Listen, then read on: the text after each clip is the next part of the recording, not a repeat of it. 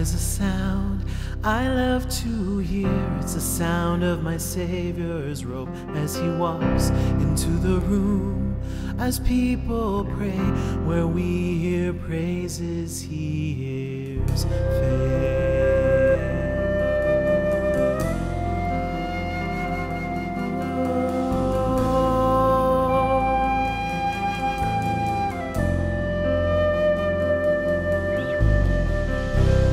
A sound I love to hear. It's the sound of the Savior's robe as he walks into the room where people pray, where we hear praises, he hears faith.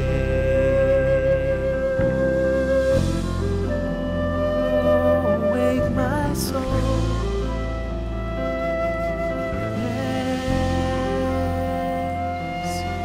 So awake my soul and sing his praise out loud, sing his praise out loud, and awake my soul and sing his praise out loud, sing his praise out loud.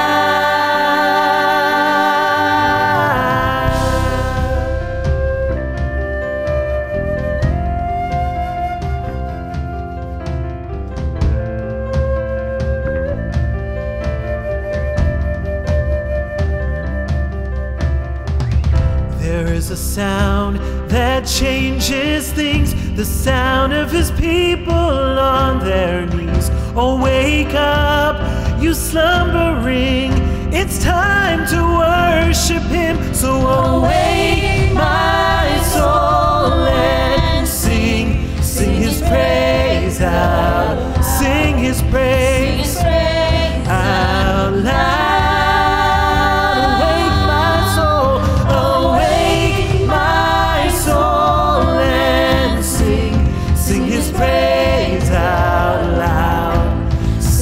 Praise out loud.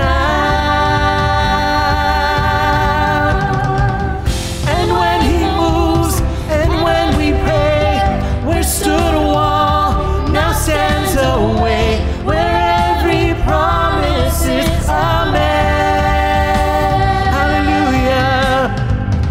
And when he moves, make no mistake, the bowels of hell begin to shake. All hail the Lord, all hail the King. So awake my soul and sing his praise out loud, sing his praise out loud. Awake my soul and sing his praise out loud, sing his praise out loud. Awake my soul and sing his praise out loud. Sing his praise, sing his praise. Awake my soul, awake my soul and sing his praise out loud, sing his praise out loud.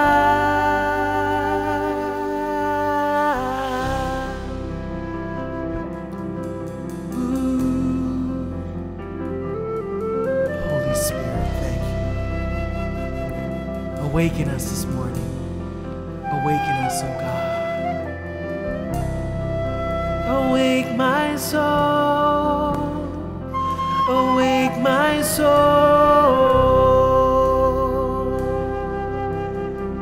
Awake my soul. Awake, awake, awake my soul and sing. Awake my soul. Awake. ਨਾ ਲਗਾ worship ਕਰਕੇ ਆਪਣੇ ਰਾਜਾ ਦੀ, ਆਪਣੇ ਮੁਕਤੀਦਾਤਾ ਦੀ ਅਸੀਂ ਰੂਹ ਔਰ ਸੱਚਾਈ ਦੇ ਵਿੱਚ ਉਹਦੀ ਜੋ ਵਰਸ਼ਿਪ ਕੀਤੀ ਆ, ਕਿਉਂਕਿ ਆਤਮਾ ਦੇ ਵਿੱਚ ਕੋਈ ਵੀ ਦੂਰੀ ਨਹੀਂ ਗੀ। ਆਓ ਆਪਾਂ ਇਸੇ ਤਰ੍ਹਾਂ ਮਾਹੌਲ ਬਣਾਈ ਰੱਖੀਏ ਜਦੋਂ ਕਿ ਹੁਣ ਅਸੀਂ ਪਰਮੇਸ਼ਰ ਦੇ ਘਰ ਵਿੱਚ ਦੇਣ ਜਾ ਰਹੇ ਹਾਂ, ਜਦੋਂ ਕਿ ਹੁਣ ਅਸੀਂ ਆਪਣੇ ਆਪ ਨੂੰ ਤਿਆਰ ਕਰ ਰਹੇ ਹਾਂ ਦੇਣ ਦੇ ਵਾਸਤੇ। ਕਲਾਮ ਦੇ ਵਿੱਚ ਲਿਖਿਆ ਹੈ ਕਿ ਜਦੋਂ ਅਸੀਂ ਉਹਦੇ ਦਰਵਾਜ਼ਿਆਂ ਵਿੱਚ ਅੰਦਰ ਆਉਂਦੇ ਹਾਂ, ਅਸੀਂ ਧੰਨਵਾਦ ਦੀ ਭੇਟਾ ਚੜਾਉਂਦੇ ਹੋਏ ਉਹਦੇ ਦਰਵਾਜ਼ਿਆਂ ਦੇ ਵਿੱਚ ਅੰਦਰ ਆਈਏ। ਆਓ ਆਪਾਂ ਹੁਣ ਆਪਣੇ ਆਪ ਨੂੰ ਤਿਆਰ ਕਰੀਏ ਦੇਣ ਦੇ ਵਾਸਤੇ, ਜਿਹੜੇ ਕਿ ਇਮੈਨੂਅਲ ਚਰਚ ਦੇ ਨੇ। ਤੁਸੀਂ ਜੋ ਕਿ ਇਨਫੋਰਮੇਸ਼ਨ ਨੂੰ ਦੇਖ ਸਕਦੇ ਆ, ਉੱਥੇ ਦੇ ਸਕਦੇ ਹਾਂ, ਜੋ ਕਿ ਬਾਕੀ ਦੇਸ਼ਾਂ ਤੋਂ ਸਾਨੂੰ ਜੁਆਇਨ ਕਰ ਰਹੇ ਆ। ਤੁਸੀਂ ਰਿਵਾਈਵ ਨੇਸ਼ਨ 'ਤੇ ਜਾ ਕੇ ਦੇ ਸਕਦੇ ਆ। ਹੁਣ ਆਓ ਆਪਾਂ ਸਵਾਗਤ ਕਰੀਏ ਆਪਣੇ ਦਿਲਾਂ ਨੂੰ ਤਿਆਰ ਕਰੀਏ ਔਰ ਉਹ ਵਚਨ ਨੂੰ ਸੁਣਨ ਵਾਸਤੇ ਤਿਆਰ ਹੋਈਏ, ਜੋ ਕਿ ਰੇਮਾ ਵਚਨ ਆ, ਜੋ ਕਿ ਫਰੈਸ਼ ਆ ਰਿਹਾ ਆ ਪ੍ਰਭੂ ਦੇ ਦਾਸ ਦੇ ਵੱਲੋਂ। ਜੋ ਪ੍ਰਭੂ ਦਾ ਵਚਨ ਆ ਉਹ ਆਉਂਦਾ ਹੈ ਸਾਡੇ ਕੋਲ ਇੱਕ ਆਵਾਜ਼ ਦੇ ਦੁਆਰਾ, ਔਰ ਉਹ ਆਵਾਜ਼ ਆ ਇਸ ਲਈ ਇੱਕ ਜਣਾ ਆ ਜੋ ਕਿ ਉਸ ਵਚਨ ਨੂੰ ਲੈਂਦਾ ਆ ਔਰ ਸਾਨੂੰ ਆਣ ਕੇ ਦੱਸਦਾ ਆ। ਔਰ ਉਹ ਇਨਸਾਨ ਸਾਡੇ ਵਾਸਤੇ ਹੁਣ ਜੋ ਹੈ ਉਹ ਹੈਗਾ ਮੇਰੇ ਪਿਤਾ, ਸਪਿਰਿਚੁਅਲ ਪਿਤਾ, ਪਾਸਟਰ ਔਰ prophet Shaju Matthew.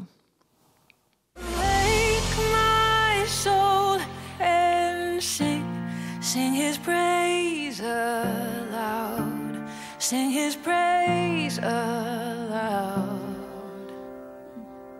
Oh, awake my soul and sing his praise aloud, sing his praise aloud.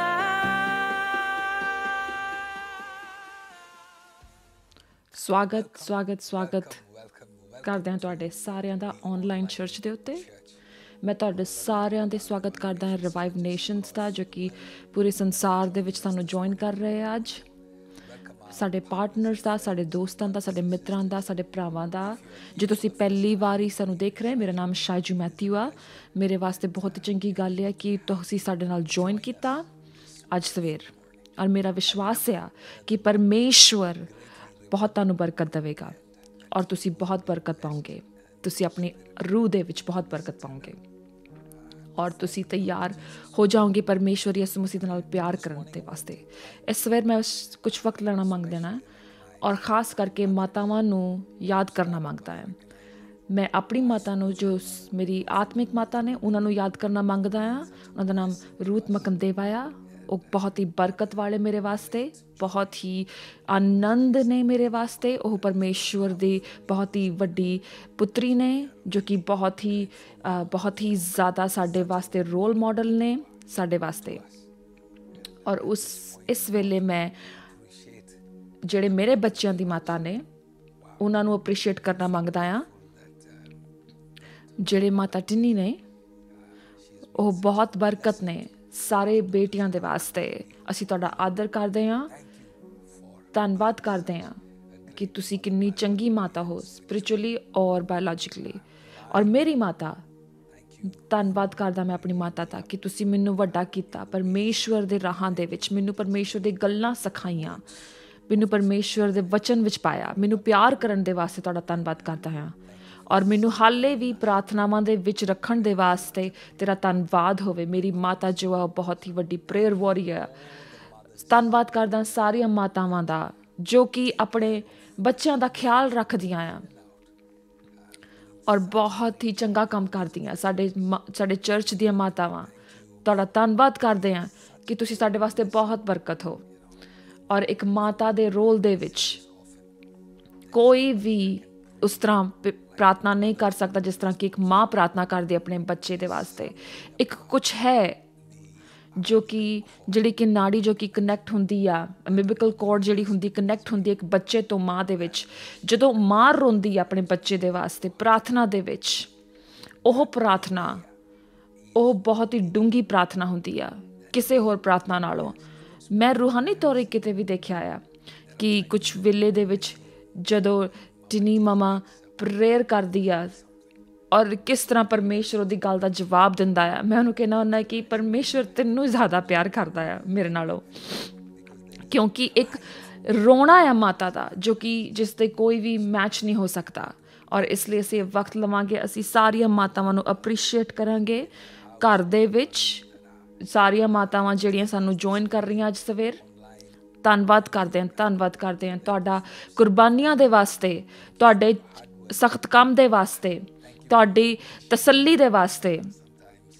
ਬਹੁਤ ਵਾਰ ਜਿਹੜੇ ਪਤੀ ਹੁੰਦੇ ਉਹ ਵੀ ਬੱਚੇ ਬਣ ਜਾਂਦੇ ਹੁੰਦੇ ਬਹੁਤ ਵਾਰ, ਔਰ ਤੁਹਾਨੂੰ ਪਤੀ ਦੀ ਵੀ ਦੇਖਭਾਲ ਕਰਨੀ ਪੈਂਦੀ ਆ। ਔਰ ਬਹੁਤ ਸਾਰੀਆਂ ਹੋਰ ਵੀ ਗੱਲਾਂ ਹੁੰਦੀਆਂ ਨੇ ਜੋ ਤੁਹਾਡੇ ਜੀਵਨ ਵਿੱਚ ਹੁੰਦੀਆਂ ਨੇ, ਆਉਂਦੀਆਂ ਨੇ, ਔਰ ਕਦੀ ਕਦੀ ਬਹੁਤ ਜ਼ਿਆਦਾ ਹੋ ਜਾਂਦਾ ਹੈ, ਲੇਕਿਨ ਲੋਕ ਸਮਝਦੇ ਨੇ ਕਿ ਕੀ ਕੁਰਬਾਨੀਆਂ ਦਿੱਤੀਆਂ ਹੋਈਆਂ ਮਾਤਾਵਾਂ ਨੇ। ਇਸ ਲਈ ਅਸੀਂ ਇਹ ਵਕਤ ਲਵਾਂਗੇ ਕਿ ਅਸੀਂ ਰੈਕਗਨਾਈਜ਼ ਕਰੀਏ ਤੁਹਾਨੂੰ ਔਰ ਤੁਹਾਨੂੰ ਅਪਰੀਸ਼ੀਏਟ ਕਰੀਏ। ਅੱਜ ਦਾ ਦਿਨ ਤੁਹਾਨੂੰ ਬਹੁਤ ਪਰਮੇਸ਼ਰ ਬਰਕਤ ਦੇਵੇ, ਬਲ ਦੇਵੇ ਔਰ ਤੁਹਾਨੂੰ ਸ਼ਕਤੀ ਦੇਵੇ ਔਰ ਤੁਹਾਨੂੰ ਇੱਕ ਬਹੁਤ ਵੱਡੀ ਬਰਕਤ ਬਣਾਵੇ। ਪਿਛਲੇ ਬੁੱਧਵਾਰ ਮੈਨੂੰ ਦੱਸਿਆ ਗਿਆ ਸੀ ਕਿ ਤੁਸੀਂ ਬਹੁਤ ਹੀ ਚੰਗਾ ਸਮੇਂ ਬਤੀਤ ਕੀਤਾ ਔਰ ਬਹੁਤ ਸਾਰੇ ਲੋਕਾਂ ਨੇ ਅਪਰੀਸ਼ੀਏਟ ਕੀਤਾ ਜੋ ਗੱਲਾਂ ਬਾਤਾਂ ਕੀਤੀਆਂ ਸੀਗੀਆਂ ਦੋ ਪਰਮੇਸ਼ਰ ਦੇ ਲੋਕਾਂ ਨੇ। ਮੈਂ ਉਹਨਾਂ ਪਾਸਟਰਸ ਨੂੰ ਅਪਰੀਸ਼ੀਏਟ ਕਰਨਾ ਮੰਗਦਾ ਹਾਂ ਕਿ ਉਹਨਾਂ ਨੇ ਚੰਗਾ ਮੀਟ ਲੈ ਕੇ ਆਂਦਾ ਉਹਨਾਂ ਦੇ ਵਾਸਤੇ ਜਿਹੜੇ ਭੁੱਖੇ ਸੀਗੇ, ਜਿਹੜੇ ਸਾਡੇ ਨੂੰ ਕਨੈਕਟ ਕਰ ਰਹੇ ਸੀਗੇ ਲਾਈਵ। ਔਰ ਮੈਂ ਪਰਮੇਸ਼ਰ ਦਾ ਸ਼ੁਕਰ ਕਰਦਾ ਕਿ ਕਿਸ ਤਰ੍ਹਾਂ ਪਰਮੇਸ਼ਰ ਸਾਡਾ ਇਸਤੇਮਾਲ ਕਰ ਰਿਹਾ। ਮੈਂ ਤੁਹਾਨੂੰ ਫਿਰ ਦੁਬਾਰਾ ਬੁੱਧਵਾਰ ਨੂੰ ਜੁਆਇਨ ਕਰੂੰਗਾ ਔਰ ਅਸੀਂ ਇਸ ਤਰ੍ਹਾਂ ਕਰਦੇ ਰਹਾਂਗੇ ਜਿੱਦਾਂ ਪਰਮੇਸ਼ਰ ਸਾਨੂੰ ਦਿਖਾਉਂਦਾ ਆ। ਔਰ ਜੋ ਵੀ ਉਹ ਦਿਖਾਏਗਾ ਸਾਨੂੰ ਕਰਨ ਦੇ ਵਾਸਤੇ, ਉਹ ਤੁਹਾਡੇ ਬਲ ਦੇ ਵਾਸਤੇ ਹੋਵੇਗਾ। ਔਰ ਇਸ ਲਈ ਸਾਨੂੰ ਜ਼ਰੂਰ ਜੁਆਇਨ ਕਰੀਏ। ਔਰ ਮੈਨੂੰ ਪਤਾ ਆ ਕਿ ਡਿਫਰੈਂਟ ਟਾਈਮ ਜ਼ੋਨਸ ਆ, ਲੇਕਿਨ ਮੈਂ ਅਪਰੀਸ਼ੀਏਟ ਕਰਦਾ ਉਹਨਾਂ ਲੋਕਾਂ ਨੂੰ ਜੋ ਕਿ ਫਿਰ ਵੀ ਸਾਨੂੰ ਆਣ ਕੇ ਜੁਆਇਨ ਕਰਦੇ ਆ। ਔਰ ਮੈਨੂੰ ਪਤਾ ਹੈ ਕਿ ਗਵਾਹੀਆਂ ਆਉਂਦੀਆਂ ਰਹਿਣਗੀਆਂ। ਔਰ ਇਸ ਬੁੱਧਵਾਰ ਨੂੰ, ਆਉਣ ਵਾਲੇ ਬੁੱਧਵਾਰ ਨੂੰ ਮੈਂ ਕਨਵਰਸੇਸ਼ਨ ਜਿਹੜੀ ਸੀਗੀ, ਜੋ ਗੱਲਬਾਤ ਸੀਗੀ, ਉਹ ਮੈਂ ਕੰਟੀਨਿਊ ਕਰੂੰਗਾ। ਔਰ ਜਿਹੜੀ ਗੱਲਬਾਤ ਸੀਗੀ ਕਿ ਕਿਸ ਤਰ੍ਹਾਂ ਜਿਹੜੀ ਰੂਹਾਨੀ ਜਿਹੜੀ ਲੜਾਈ ਆ, ਕਿਸ ਤਰ੍ਹਾਂ ਪਰਮੇਸ਼ਰ ਸਾਨੂੰ ਸ਼ਕਤੀ ਦਿੰਦਾ ਆ, ਦਇਆ ਦਿੰਦਾ ਆ ਉਹਨੂੰ ਲੜਨ ਦੇ ਵਾਸਤੇ। ਅੱਜ ਸਵੇਰ ਮੈਂ ਤੁਹਾਡੇ ਕੋਲ ਆਇਆ ਹਾਂ ਬਹੁਤ ਵੱਡੀ ਜ਼ਿੰਮੇਵਾਰੀ ਦੇ ਨਾਲ। ਮੈਂ ਆਪਣੀ ਰੂਹ ਦੇ ਵਿੱਚ ਮੈਨੂੰ ਯਾਦ ਨਹੀਂਗਾ ਕਦੋਂ ਪਿਛਲੀ ਵਾਰੀ ਕਿ ਮੈਂ ਕਿਸ ਤਰ੍ਹਾਂ ਬਾਰ-ਬਾਰ ਮੈਨੂੰ ਪਰਮੇਸ਼ਰ ਦਾ ਦਰਸ਼ਨ ਹੋਇਆ ਸਰਵਿਸ ਤੋਂ ਪਹਿਲਾਂ। ਇਸ ਲਈ ਮੈਨੂੰ ਪਤਾ ਆ ਕਿ ਇਹ ਜੋ ਸੀਰੀਜ਼ ਮੈਂ ਕਰ ਰਿਹਾ ਹਾਂ, ਕਿ ਜੋ ਮੈਂ ਸ਼ੁਰੂ ਕੀਤੀਆਂ ਆ, ਇਹ ਪਰਮੇਸ਼ਰ ਦੇ ਦਿਲ ਦੇ ਬਹੁਤ ਨਜ਼ਦੀਕ ਆ। ਖਾਸ ਕਰਕੇ ਜਿਹੜੇ ਡਾਇਰੈਕਸ਼ਨ ਵਿੱਚ ਅਸੀਂ ਜਾ ਰਹੇ ਹਾਂ। ਹਾਂ, ਬਹੁਤ ਜ਼ਰੂਰੀ ਆ ਕਿ ਜੇ ਹਾਲੇ ਤੱਕ ਤੁਸੀਂ ਉਹਨਾਂ ਗੱਲਾਂ ਨੂੰ ਨਹੀਂ ਸੁਣਿਆ ਤਾਂ ਉਹਨਾਂ ਨੂੰ ਜ਼ਰੂਰ ਸੁਣੀਏ। ਜੋ ਵਚਨ ਮੈਂ ਬੋਲ ਰਿਹਾ ਸੀਗਾ ਔਰ ਸਾਡੇ ਕੋਲ ਇੰਨੀਆਂ ਗਵਾਹੀਆਂ ਆਈਆਂ ਉਹਦਾ ਕਰਕੇ, ਕਿਸ ਤਰ੍ਹਾਂ ਲੋਕੀ ਆਜ਼ਾਦ ਹੋ ਰਹੇ ਸੀਗੇ, ਕਿਸ ਤਰ੍ਹਾਂ ਬਦਰੂਹਾਂ ਉਹਨਾਂ ਨੂੰ ਛੱਡ ਕੇ ਜਾ ਰਹੀਆਂ ਸੀਗੀਆਂ, ਕਿਸ ਤਰ੍ਹਾਂ ਲੋਕੀ ਉਲਟੀਆਂ ਕਰ ਰਹੇ ਸੀਗੇ, ਜੋ ਜਾਦੂ ਟੂਣੇ ਦੇ ਨਾਲ ਜਕੜੇ ਹੋਏ ਸੀਗੇ। ਬਹੁਤ ਸਾਰੇ ਲੋਕਾਂ ਨੂੰ ਪਰਮੇਸ਼ਰ ਦੇ ਦਰਸ਼ਨ ਹੋਏ, ਬਹੁਤ ਸਾਰੇ ਲੋਕ ਜ਼ਮੀਨ ਦੇ ਉੱਤੇ ਸੀਗੇ, ਰੋ ਰਹੇ ਸੀਗੇ। ਇਹ ਸਿਰਫ ਸ਼ੁਰੂਆਤ ਆ ਜੋ ਪਰਮੇਸ਼ਰ ਕਰਨ ਜਾ ਰਿਹਾ, ਜੋ ਪਰਮੇਸ਼ਰ ਕਰੇਗਾ ਅੱਜ ਦੀ ਸਵੇਰ। ਔਰ ਮੇਰੀ ਪ੍ਰਾਰਥਨਾ ਆ ਕਿ ਇਹ ਵੀਡੀਓ ਜੋ ਹੈ ਤੁਹਾਨੂੰ ਤਿਆਰ ਪਾਵੇ। ਮੇਰੀ ਪ੍ਰਾਰਥਨਾ ਆ ਕਿ ਤੁਸੀਂ ਸੈਟਲ ਡਾਊਨ ਹੋ ਜਾਓ, ਕਿ ਤੁਸੀਂ ਆਪਣੀ ਆਤਮਾ ਦੇ ਵਿੱਚ ਆਰਾਮ ਕਰੋ, ਆਪਣੀ ਰੂਹ ਦੇ ਵਿੱਚ ਆਰਾਮ ਕਰੋ, ਤਾਂ ਕਿ ਅਸੀਂ ਪਰਮੇਸ਼ਰ ਦੀ ਆਵਾਜ਼ ਨੂੰ ਸੁਣ ਸਕੀਏ ਜੋ ਕਿ ਆਤਮਾ ਕੀ ਕਹਿੰਦਾ ਆ। ਮੈਂ ਕੋਈ ਜ਼ਬਰਦਸਤੀ ਜਲਦਬਾਜ਼ੀ ਨਹੀਂ ਕਰਨਾ ਮੰਗਦਾ, ਲੇਕਿਨ ਜਦੋਂ ਮੈਨੂੰ ਲੱਗੇ ਕਿ ਹੋ ਗਿਆ, ਮੈਂ ਖਤਮ ਹੋ ਜਾਊਂਗਾ, ਚਾਹੇ ਉਹ 15 ਮਿੰਟ ਹੋਣ ਜਾਂ ਕੁਝ ਘੰਟੇ ਹੋਣ, ਲੇਕਿਨ ਮੇਰੀ ਪ੍ਰਾਰਥਨਾ ਹੈ ਕਿ ਤੁਸੀਂ ਤਿਆਰ ਹੋ ਜਾਓ ਇਸ ਰਸਤੇ ਉੱਤੇ ਜਾਣ ਦੇ ਵਿੱਚ ਪਰਮੇਸ਼ਰ ਦੇ ਨਾਲ। ਮੈਂ ਤੁਹਾਨੂੰ ਸਾਰਿਆਂ ਨੂੰ ਮਿਸ ਕਰਦਾ ਹਾਂ, ਲੇਕਿਨ ਮੇਰਾ ਵਿਸ਼ਵਾਸ ਆ ਕਿ ਪਰਮੇਸ਼ਰ ਦਾ ਵਚਨ ਤੁਹਾਨੂੰ ਤਕੜਾ ਕਰ ਰਿਹਾ ਹੈ ਔਰ ਪਰਮੇਸ਼ਵਰ ਤੁਹਾਨੂੰ ਇਹਨਾਂ ਵੀਡੀਓ ਦੇ ਦੁਆਰਾ ਯੂਜ਼ ਕਰ ਰਿਹਾ, ਗਾਈਡ ਕਰ ਰਿਹਾ, ਗਾਰਡ ਕਰ ਰਿਹਾ ਆ ਔਰ ਇੰਸਟਰਕਟ ਕਰ ਰਿਹਾ ਆ ਔਰ ਉਹਨਾਂ ਰਸਤਿਆਂ ਦੇ ਵਿੱਚ ਜਾਣ ਲਈ ਵਿੱਚ ਤੁਹਾਨੂੰ ਜਿਨ੍ਹਾਂ ਵਿੱਚ ਜਾਣਾ ਚਾਹੀਦਾ ਹੈ। ਖਾਸ ਕਰਕੇ ਉਹ ਜਿਹੜੇ ਪਰਮੇਸ਼ਰ ਇਸਤੇਮਾਲ ਕਰਦਾ ਆ, ਉਹ ਗੱਲਾਂ ਜਦੋਂ ਪਾਦਰੀ ਸਾਹਿਬਾਨ ਜਦੋਂ ਇੱਕ ਸਾਡੇ ਨਾਲ ਸਾਹਮਣੇ ਗੱਲਬਾਤ ਕਰਦੇ ਨੇ, ਇਹ ਉਹਨਾਂ ਲੋਕਾਂ ਦੇ ਵਾਸਤੇ ਆ, ਲੇਕਿਨ ਇਹ ਗੱਲਾਂ ਉਹਨਾਂ ਦੇ ਵਾਸਤੇ ਜਿਹੜੇ ਲੋਕੀ ਇੱਕ ਆਦਮੀ ਦੇ ਨਾਲ ਅਟੈਚ ਨਹੀਂ ਹੁੰਦੇ, ਪਰਮੇਸ਼ਵਰ ਦੇ ਸੇਵਕ ਦੇ ਨਾਲ ਅਟੈਚ ਨਹੀਂ ਹੁੰਦੇ। ਉਹ ਲੋਕਾਂ ਦੇ ਵਾਸਤੇ ਆ ਜਿਨ੍ਹਾਂ ਦੀ ਜੜ੍ਹਾਂ ਜੋ ਆ ਉਹ ਇਸ ਗੱਲਾਂ ਦੇ ਉੱਤੇ ਨਿਰਭਰ ਨਹੀਂ ਕਰਦੀਆਂ ਕਿ ਕੋਈ ਉਹਨਾਂ ਨੂੰ ਪਾਣੀ ਪਾਉਂਦਾ ਰਵੇ। ਲੇਕਿਨ ਉਹ ਲੋਕਾਂ ਦੇ ਵਾਸਤੇ ਆ ਇਹ ਵਚਨ ਜਿਹੜੇ ਕਿ ਮੰਗਦੇ ਉਹਨਾਂ ਦੀ ਜਿਹੜੀਆਂ ਜੜ੍ਹਾਂ ਆ ਉਹ ਡੂੰਘੀਆਂ ਔਰ ਡੂੰਘੀਆਂ ਹੁੰਦੀਆਂ ਜਾਣ। ਔਰ ਜਿਹੜੇ ਇਹਨੇ ਇਸ ਕਰਕੇ ਨਹੀਂ ਬੈਠੇ ਰਹਿੰਦੇ ਕਿ ਲੋਕੀ ਪਾਦਰੀ ਸਾਹਿਬਾਨ ਸਾਨੂੰ ਆਣ ਕੇ ਮਿਲੇ ਘਰਾਂ ਦੇ ਵਿੱਚ ਜਾਂ ਕਿੰਨੇ ਪਾਦਰੀ ਸਾਹਿਬਾਨ ਨੇ ਸਾਨੂੰ ਫੋਨ ਕੀਤਾ ਕਿ ਨਹੀਂ ਕੀਤਾ, ਲੇਕਿਨ ਇਹ ਲੋਕ ਜਿਹੜੇ ਕਿ ਸਿਰਫ ਪਰਮੇਸ਼ਵਰ ਦੇ ਵਚਨ ਦੇ ਉੱਤੇ ਨਿਰਭਰ ਕਰਦੇ ਆ, ਜੋ ਉਹ ਇਹ ਨਹੀਂ ਸੋਚਦੇ ਕਿ ਕੌਣ ਉਹਨਾਂ ਨੂੰ ਪਿਆਰ ਕਰਦਾ ਹੈ ਕੌਣ ਨਹੀਂ ਪਿਆਰ ਕਰਦਾ, ਕਿਉਂਕਿ ਉਹਨਾਂ ਨੂੰ ਪਤਾ ਹੈ ਕਿ ਉਹ ਕਿੱਥੇ ਉਹਨਾਂ ਨੂੰ ਰੱਖਿਆ ਗਿਆ ਆ। ਉਹਨਾਂ ਨੂੰ ਪਤਾ ਹੈ ਕਿ ਪਰਮੇਸ਼ਵਰ ਕੌਣ ਆ, ਔਰ ਉਹਨਾਂ ਦਾ ਜੋ ਵਿਸ਼ਵਾਸ ਹੈ ਉਹ ਕਿਸੇ ਆਦਮੀ ਦੇ ਉੱਤੇ ਨਿਰਭਰ ਨਹੀਂ ਕਰਦਾ। ਉਹਨਾਂ ਦਾ ਵਿਸ਼ਵਾਸ ਜੋ ਪਰਮੇਸ਼ਵਰ ਦੇ ਉੱਤੇ ਆ, ਔਰ ਉਹਨਾਂ ਨੂੰ ਪਤਾ ਹੈ ਕਿ ਉਹ ਸੁੱਖਣਗੇ ਨਹੀਂ ਕਿਸੇ ਵੀ ਮੌਸਮ ਦੇ ਵਿੱਚ, ਔਰ ਹਮੇਸ਼ਾ ਫਲ ਫੁੱਲਦੇ ਰਹਿਣਗੇ। ਸੋ ਮੇਰਾ ਵਿਸ਼ਵਾਸ ਆ ਕਿ ਤੁਸੀਂ ਵੈਲ ਟ੍ਰੇਨਡ ਆ ਔਰ ਮੈਂ ਵਿਸ਼ਵਾਸ ਕਰਦਾ ਹਾਂ ਕਿ ਇਸ ਤਾਕੜਾ ਤੋਂ ਤਕੜਾ ਹੁੰਦਾ ਰਹੇਗਾ। ਔਰ ਕੁਛ ਵੀਡੀਓਜ਼ ਜੋ ਕਿ ਚੱਲ ਰਹੀਆਂ ਆ COVID-19 ਦੇ ਵਾਸਤੇ, ਮੈਂ ਇੱਕ ਵੀਡੀਓ ਦੇਖੀ ਸੀਗੀ ਔਰ ਮੈਂ ਆਪਣੇ ਟਵਿੱਟਰ 'ਤੇ ਉਸਨੂੰ ਸ਼ੇਅਰ ਵੀ ਕੀਤਾ ਸੀਗਾ। ਮੈਨੂੰ ਨਹੀਂ ਪਤਾ ਕਿ ਸ਼ਾਇਦ ਉਸਨੂੰ ਥੱਲੇ ਲਾ ਦਿੱਤਾ ਗਿਆ ਹੋਵੇ, ਕਿਉਂਕਿ ਬਹੁਤ ਹੀ ਜ਼ਬਰਦਸਤੀ ਦੇ ਨਾਲ ਸਾਰੀਆਂ ਵੀਡੀਓਜ਼ ਨੂੰ ਥੱਲੇ ਲੈ ਕੇ ਜਾਂਦਾ ਗਿਆ ਆ, ਜੋ ਕਿ ਡਾਕਟਰਸ ਬੋਲ ਰਹੇ ਆ, ਜਿਸ ਤਰ੍ਹਾਂ ਡਾਕਟਰ ਇਸ ਦੇ ਖਿਲਾਫ ਬੋਲ ਰਹੇ ਆ। ਇਸ ਵੀਡੀਓ ਦੇ ਵਿੱਚ ਬਹੁਤ ਸਾਰੇ ਡਾਕਟਰਸ ਇਕੱਠੇ ਸੀਗੇ ਇਟਲੀ ਦੇ ਵਿੱਚ, ਜੋ ਕਿ ਉਹ ਬੋਲ ਰਹੇ ਸੀਗੇ ਕਿ ਜਿਹੜੀ ਦਵਾਈ ਕਿਸ ਤਰ੍ਹਾਂ ਜੋ ਅਵੇਲੇਬਲ ਆ, ਉਹਦਾ ਨਾਮ ਕਲੋਰੋਕਿਨ ਆ, ਔਰ ਕਿਸ ਤਰ੍ਹਾਂ ਉਹ ਇਫੈਕਟਿਵ ਆ, ਬਹੁਤ ਹੀ ਜ਼ਿਆਦਾ ਇਫੈਕਟਿਵ ਹੈ, ਲੇਕਿਨ ਕਈ ਥਾਵਾਂ ਤੋਂ ਉਹਨੂੰ ਬੈਨ ਕੀਤਾ ਗਿਆ ਇਸਤੇਮਾਲ ਕਰਨ ਦੇ ਵਿੱਚ। ਔਰ ਉਹ ਡਾਕਟਰ ਗੱਲਬਾਤ ਕਰ ਰਹੇ ਸੀਗੇ ਕਿ ਇਨਸਾਨ ਦਾ ਇਮਿਊਨ ਸਿਸਟਮ ਕਿੱਦਾਂ ਕੰਮ ਕਰਦਾ ਆ, ਜਿਹੜਾ ਸਾਡਾ ਸਰੀਰ ਆ ਉਹ ਕਿਸ ਤਰ੍ਹਾਂ ਕੰਮ ਕਰਦਾ ਹੈ, ਔਰ ਕਿਸ ਤਰ੍ਹਾਂ ਉਹ ਇਸ ਵਾਇਰਸ ਨੂੰ ਰੋਕ ਸਕਦਾ ਆ। ਔਰ ਉਹ ਇਸ ਤਰ੍ਹਾਂ ਰੋਕ ਸਕਦਾ ਹੈ ਕਿ ਜਦੋਂ ਅਸੀਂ ਆਪਣੇ ਆਪ ਨੂੰ ਇਸ ਵਾਇਰਸ ਦੇ ਨਾਲ ਐਕਸਪੋਜ਼ ਕਰਦੇ ਹਾਂ, ਸਾਨੂੰ ਆਣ ਕੇ ਲੱਗਦਾ ਆ, ਉਦੋਂ ਸਾਡਾ ਇਮਿਊਨ ਸਿਸਟਮ ਜਿਹੜਾ ਹੈ ਉਹ ਸਟਰੋਂਗ ਹੁੰਦਾ ਆ। ਉਹ ਕਹਿ ਰਹੇ ਸੀਗੇ ਕਿ ਜਿਹੜਾ ਲੋਕਡਾਊਨ ਹੋ ਰਿਹਾ ਇਹਦੇ ਨਾਲ ਉਲਟਾ ਹੋ ਰਿਹਾ ਆ, ਕਿਉਂਕਿ ਜਿਹੜਿਆਂ ਦੇ ਵੀਕ ਇਮਿਊਨ ਸਿਸਟਮ ਆ ਉਹ ਤਾਂ ਅੰਦਰ ਰਹਿਣਾ ਉਹਨਾਂ ਨੂੰ ਚਾਹੀਦਾ ਆ, ਹਾਂ ਉਹਨਾਂ ਨੂੰ ਆਪਣੇ ਆਪ ਨੂੰ ਪ੍ਰੋਟੈਕਟ ਕਰਨਾ ਚਾਹੀਦਾ ਆ, ਲੇਕਿਨ ਦੂਸਰੇ ਲੋਕ ਜਿਨ੍ਹਾਂ ਦੇ ਵੀਕ ਇਮਿਊਨ ਸਿਸਟਮ ਨਹੀਂ ਆ, ਜਿਹੜੇ ਸਿਰਫ ਨੱਠ ਰਹੇ ਆ, ਡਰ ਰਹੇ ਆ, ਔਰ ਉਹਨਾਂ ਦੇ ਇਮਿਊਨ ਸਿਸਟਮ ਨੂੰ ਉੱਦਾਂ ਹੀ ਵੀਕ ਕਰ ਰਿਹਾ ਕਿਉਂਕਿ ਉਹ ਆਪਣੇ ਆਪ ਨੂੰ ਐਕਸਪੋਜ਼ ਨਹੀਂ ਕਰ ਰਹੇ। ਇਹ ਸਪਿਰਿਚੁਅਲ ਰੈਲਮ ਦੇ ਵਿੱਚ ਵੀ ਇਹ ਸੱਚਾਈ ਆ। ਜਦੋਂ ਅਸੀਂ ਨੱਠਦੇ ਹਾਂ ਕਿਸੇ ਤੋਂ ਡਰ ਕੇ, ਔਰ ਉਸ ਇਲਾਕੇ ਦੇ ਵਿੱਚ ਅਸੀਂ ਹਮੇਸ਼ਾ ਥੋੜ੍ਹੇ ਰਹਿ ਜਾਂਦੇ ਹਾਂ, ਔਰ ਕੋਈ ਵੀ ਚੀਜ਼ ਜਦੋਂ ਅਸੀਂ ਦਾ ਸਾਹਮਣਾ ਕਰਦੇ ਹਾਂ, ਜਦੋਂ ਅਸੀਂ ਆਪਣੇ ਆਪ ਨੂੰ ਦਾ ਐਕਸਪੋਜ਼ ਕਰਦੇ ਹਾਂ, ਅਸੀਂ ਕਹਿੰਦੇ ਪ੍ਰਭੂ ਮੈਂ ਵਧਣਾ ਮੰਗਦਾ, ਪ੍ਰਭੂ ਮੈਂ ਵੱਡਾ ਹੋਣਾ ਮੰਗਦਾ, ਉਹਨਾਂ ਇਲਾਕਿਆਂ ਦੇ ਵਿੱਚ ਪ੍ਰਭੂ ਸਾਨੂੰ ਮਜ਼ਬੂਤ ਬਣਾਉਂਦਾ ਆ।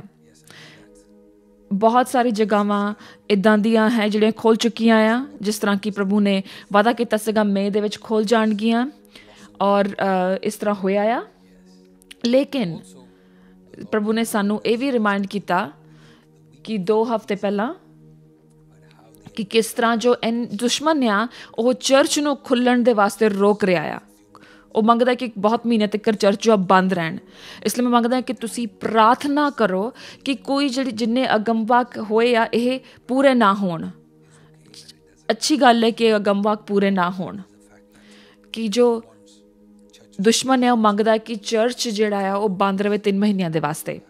ਔਰ 2 ਹਫ਼ਤੇ ਪਹਿਲਾਂ ਮੈਂ ਕਿਹਾ ਸੀਗਾ ਕਿ ਦੁਸ਼ਮਣ ਮੰਗਦਾ ਹੈ ਕਿ ਚਰਚ ਬੰਦ ਰਹੇ, ਲੇਕਿਨ ਇਹ ਪ੍ਰੋਫੈਸੀ ਜੋ ਮੈਂ ਕੀਤੀ ਸੀ ਕਿ ਮੈਂ ਮੰਗਦਾ ਕਿ ਪਰਮੇਸ਼ਵਰ ਦਇਆ ਕਰੇ ਔਰ ਜੋ ਦੁਸ਼ਮਣ ਆ ਉਹ ਇਸ ਗੱਲ ਵਿੱਚ ਸਕਸੈਸਫੁਲ ਨਾ ਹੋਵੇ। ਯੋਨਾ ਜੋ ਸੀਗਾ, ਜਦੋਂ ਉਹਦੇ ਅਗੰਮਵਾਕ ਪੂਰਾ ਨਹੀਂ ਹੋਇਆ, ਜਦੋਂ ਪਰਮੇਸ਼ਵਰ ਨੇ ਆਪਣਾ ਦਿਲ ਬਦਲ ਲਿਆ ਔਰ ਉਸਨੇ ਨਿਨਵਾ ਸ਼ਹਿਰ ਨੂੰ ਬਰਬਾਦ ਨਹੀਂ ਕੀਤਾ, ਜਦੋਂ ਯੋਨਾ ਸੀਗਾ ਉਹ ਬਹੁਤ ਹੀ ਉਦਾਸ ਹੋ ਗਿਆ ਕਿਉਂਕਿ ਉਹ ਮੰਗਦਾ ਸੀਗਾ ਕਿ ਜੋ ਉਹਨੇ ਅਗੰਮਵਾਕ ਕੀਤਾ ਉਹ ਪੂਰਾ ਹੋ ਜਾਏ, ਤਾਂ ਕਿ ਲੋਕਾਂ ਨੂੰ ਪਤਾ ਲੱਗੇ ਕਿ ਉਹ ਚੰਗਾ, ਉਹ ਸਹੀ ਪ੍ਰੋਫਿਟ ਆ। ਲੇਕਿਨ ਇਹ ਗੱਲ ਉਹ ਨਹੀਂ ਕੀ। ਅਸੀਂ ਜ਼ਰੂਰੀ ਹੈ ਇਸ ਵੇਲੇ ਕਿ ਅਸੀਂ ਸਾਰੇ ਜਣੇ ਇਕੱਠੇ ਹੋਈਏ, ਅਸੀਂ ਪਰਮੇਸ਼ਵਰ ਦੀ ਦਇਆ ਨੂੰ ਮੰਗੀਏ। ਅਸੀਂ ਪਰਮੇਸ਼ਵਰ ਦਾ ਧੰਨਵਾਦ ਕਰਦੇ ਹਾਂ ਉਹ ਦਇਆ ਜੋ ਸਾਨੂੰ ਹਾਲੇ ਤੱਕ ਸੰਭਾਲ ਕੇ ਰੱਖਿਆ ਜਿਸ ਨੇ, ਔਰ ਅਸੀਂ ਪ੍ਰਾਰਥਨਾ ਕਰਦੇ ਹਾਂ ਕਿ ਪ੍ਰਭੂ ਸਾਨੂੰ ਕੰਟੀਨਿਊ ਕਰੇ ਲੀਡ ਕਰਨ ਦੇ ਵਿੱਚ। ਔਰ ਹੁਣ ਅਸੀਂ ਤਿਆਰ ਹਾਂ ਪਰਮੇਸ਼ਵਰ ਦੇ ਵਚਨ ਦੇ ਵਿੱਚ ਜਾਣ ਦੇ ਵਾਸਤੇ। ਔਰ ਜਿਸ ਤਰ੍ਹਾਂ ਕਿ ਪਿਛਲੇ ਹਫ਼ਤੇ ਮੈਂ ਕਿਹਾ ਸੀਗਾ, ਜਦੋਂ ਕਿ ਮੈਂ ਕਿਹਾ ਸੀਗਾ ਕਿ ਪਿਛਲੇ ਹਫ਼ਤੇ ਅਸੀਂ ਰੈਵਲੇਸ਼ਨ ਵਿੱਚ ਜਾਵਾਂਗੇ, ਮੈਂ ਗੱਲ ਕੀਤੀ ਸੀਗੀ ਇੱਕ ਆਇਤ ਦੇ ਉੱਤੇ ਮੈਂ ਹਾਲੇ ਗੱਲ ਕੀਤੀ ਸੀਗੀ। ਮੈਂ ਪੂਰੇ ਚੈਪਟਰ ਦੇ ਵਿੱਚ ਮੈਨੂੰ ਜਾਣਾ ਸੀਗਾ, ਲੇਕਿਨ ਅਸੀਂ ਇੱਕ ਆਇਤ ਹੀ ਬੜੀ ਮੁਸ਼ਕਿਲ ਨਾਲ ਖ਼ਤਮ ਕਰ ਸਕੇ। ਔਰ ਹੁਣ ਜਦੋਂ ਕਿ ਮੈਂ ਉਸ ਚੈਪਟਰ ਦੇ ਵਿੱਚ ਵਾਪਸ ਜਾ ਰਿਹਾ ਹਾਂ, ਮੈਨੂੰ ਕੰਸਰਨ ਹੋ ਰਿਹਾ ਆ ਕਿ ਕਿੰਨਾ ਜ਼ਿਆਦਾ ਉਹਨੂੰ ਜਸਟਿਸ ਕਰ ਪਾਵਾਂਗਾ, ਕਿਉਂਕਿ ਜਿੰਨਾ ਮੇਰੇ ਕੋਲ ਵਕਤ ਹੈ ਜੋ ਦਿੱਤਾ ਗਿਆ ਆ, ਇਹ ਮੇਰੇ ਵਾਸਤੇ ਇੱਕ ਚੁਣੌਤੀ ਆ। ਲੇਕਿਨ ਮੈਂ ਜੋ ਚੰਗਾ ਹੋ ਸਕਦਾ ਮੈਂ ਕਰਾਂਗਾ, ਔਰ ਮੈਂ ਪਰਮੇਸ਼ਵਰ ਦੇ ਆਤਮਾ ਦੇ ਉੱਤੇ ਨਿਰਭਰ ਕਰ ਰਿਹਾ ਹਾਂ। ਔਰ ਮੈਂ ਮੰਗ ਰਿਹਾ ਕਿ ਉਹ ਮੈਨੂੰ ਦੱਸੇ ਕਿ ਕੀ ਮੈਂ ਸ਼ੁਰੂ ਕਰਾਂ, ਕੀ ਮੈਂ ਨਾ ਸ਼ੁਰੂ ਕਰਾਂ, ਕਿ ਮੈਂ ਉਸ ਨੂੰ ਪੂਰਾ ਕਰ ਸਕਾਂਗਾ। ਮੈਂ ਪਵਿੱਤਰ ਆਤਮਾ ਨੂੰ ਕਹਿਣਾ ਹੈ ਕਿ ਉਹ ਮੈਨੂੰ ਲੀਡ ਕਰੇ। ਔਰ ਮੇਰੀ ਪ੍ਰਾਰਥਨਾ ਹੈ, ਮੇਰੀ ਉਮੀਦ ਹੈ ਕਿ ਤੁਸੀਂ ਉਸ ਰਿਦਮ ਨੂੰ ਫੋਲੋ ਕਰੋਗੇ। ਮੇਰੀ ਇਹ ਉਮੀਦ ਆ, ਔਰ ਮੇਰੀ ਪ੍ਰਾਰਥਨਾ ਹੈ ਕਿ ਤੁਸੀਂ ਪਲੀਜ਼ ਕਮੈਂਟਸ ਲੀਵ ਕਰੋ ਜਦੋਂ ਤੁਸੀਂ ਕੀ ਪਰਮੇਸ਼ਵਰ ਦੀ ਆਵਾਜ਼ ਨੂੰ ਸੁਣਦੇ ਹੋ। ਇਸ ਵੇਲੇ ਉਹਦੇ ਵਿੱਚ ਪਾਰਟੀਸਿਪੇਟ ਕਰੀਏ ਔਰ ਪਲੀਜ਼ ਕਰੀਏ। ਮੈਂ ਪਰਮੇਸ਼ਵਰ ਦੀ ਬਰਕਤ ਤੁਹਾਡੇ ਉੱਤੇ ਮੰਗ ਲੈਣਾ ਹੈ ਕਿ ਬਹੁਤ ਸਾਰੀਆਂ ਗੱਲਾਂ ਤੁਹਾਡੀ ਆਤਮਾ ਦੇ ਵਿੱਚ, ਤੁਹਾਡੀ ਰੂਹ ਦੇ ਵਿੱਚ ਡਿਪੋਜ਼ਿਟ ਹੋਣਗੀਆਂ। ਬਹੁਤ ਸਾਰੀ ਗੱਲਾਂ ਹੋ ਰਹੀਆਂ ਰੂਹਾਨੀ ਆਲਮ ਦੇ ਵਿੱਚ, ਜਦੋਂ ਕਿ ਮੈਂ ਇਹ ਵਚਨ ਤੁਹਾਡੇ ਕੋਲ ਲੈ ਕੇ ਆਇਆ। ਮੇਰੇ ਨਾਲ ਮੁੜੀਏ ਰੈਵਲੇਸ਼ਨ ਦੀ ਕਿਤਾਬ ਦੇ ਵਿੱਚ, ਪ੍ਰਕਾਸ਼ਿਤ ਵਾਕਿਆ ਦੀ ਕਿਤਾਬ ਦੇ ਵਿੱਚ, ਉਹਦਾ ਇੱਕ ਬਾਬ, ਪ੍ਰਕਾਸ਼ਿਤ ਵਾਕਿਆ ਉਹਦਾ ਇੱਕ ਬਾਬ, ਔਰ ਅਸੀਂ 9 ਐਤ ਤੋਂ ਪੜਾਂਗੇ, 10 ਐਤ ਪੜਾਂਗੇ ਔਰ ਉਹਦੀ 11 ਐਤ ਪੜਾਂਗੇ। ਪ੍ਰਕਾਸ਼ਿਤ ਵਾਕਿਆ ਇੱਕ ਬਾਬ, ਉਹਦੀ 9, 10 ਔਰ 11 ਐਤ। ਜੇ ਤੁਸੀਂ ਕਰੇ ਹੋ ਤੇ ਤੁਹਾਡੇ ਫਿਜ਼ੀਕਲ ਬਾਈਬਲ ਤੁਹਾਡੇ ਕੋਲ ਹੋਣਗੀਆਂ, ਉਹਨਾਂ ਨੂੰ ਫੜ ਲਈਏ, ਅਸੀਂ ਉਹਦੇ ਵਿੱਚ ਜਾਵਾਂਗੇ। ਧੰਨਵਾਦ ਕਰਦੇ ਹਾਂ ਨਬੀ ਤੁਹਾਡਾ। ਪ੍ਰਕਾਸ਼ਿਤ ਵਾਕਿਆ 9। ਮੈਂ ਯਹੂਨਾ ਹਾਂ ਅਤੇ ਮਸੀਹ ਵਿੱਚ ਤੁਹਾਡਾ ਭਰਾ ਹਾਂ ਅਤੇ ਇਕੱਠੇ ਯਸੂ ਵਿੱਚ ਹਾਂ ਅਤੇ ਇਹ ਸਾਰੀਆਂ ਗੱਲਾਂ ਸਾਂਝੀਆਂ ਕਰਦੇ ਹਾਂ, ਦੁੱਖ, ਰਾਜ ਅਤੇ ਮਹਾ ਸਹਿਨ ਸ਼ਕਤੀ। ਮੈਂ ਬਸ ਤੂਸ ਦੇ ਟਾਪੂ ਉੱਤੇ ਸੀ, ਕਿਉਂਕਿ ਮੈਂ ਪਰਮੇਸ਼ਵਰ ਦੇ ਸੰਦੇਸ਼ ਅਤੇ ਯਸੂ ਦੇ ਸੱਚ ਪ੍ਰਤੀ ਵਫਾਦਾਰ ਸੀਗਾ। ਪ੍ਰਭੂ ਦਾ ਆਤਮਾ ਨੇ ਮੇਰੇ ਉੱਪਰ ਅਧਿਕਾਰ ਕਰ ਲਿਆ। ਮੈਂ ਆਪਣੇ ਪਿੱਛੇ ਉੱਚੀ ਆਵਾਜ਼ ਸੁਣੀ। ਇੱਕ ਆਵਾਜ਼ ਬਿਗੁਲ ਵਰਗੀ ਸੀ। ਆਵਾਜ਼ ਨੇ ਆਖਿਆ, ਉਹ ਸਾਰੀਆਂ ਗੱਲਾਂ ਜਿਹੜੀਆਂ ਤੂੰ ਵੇਖੀਆਂ ਹਨ, ਉਹ ਸਾਰੀਆਂ ਇੱਕ ਕਿਤਾਬ ਵਿੱਚ ਲਿਖ ਲੈ ਅਤੇ ਉਹਨਾਂ ਨੂੰ 7 ਕਲੀਸਿਆਂ ਨੂੰ ਭੇਜ।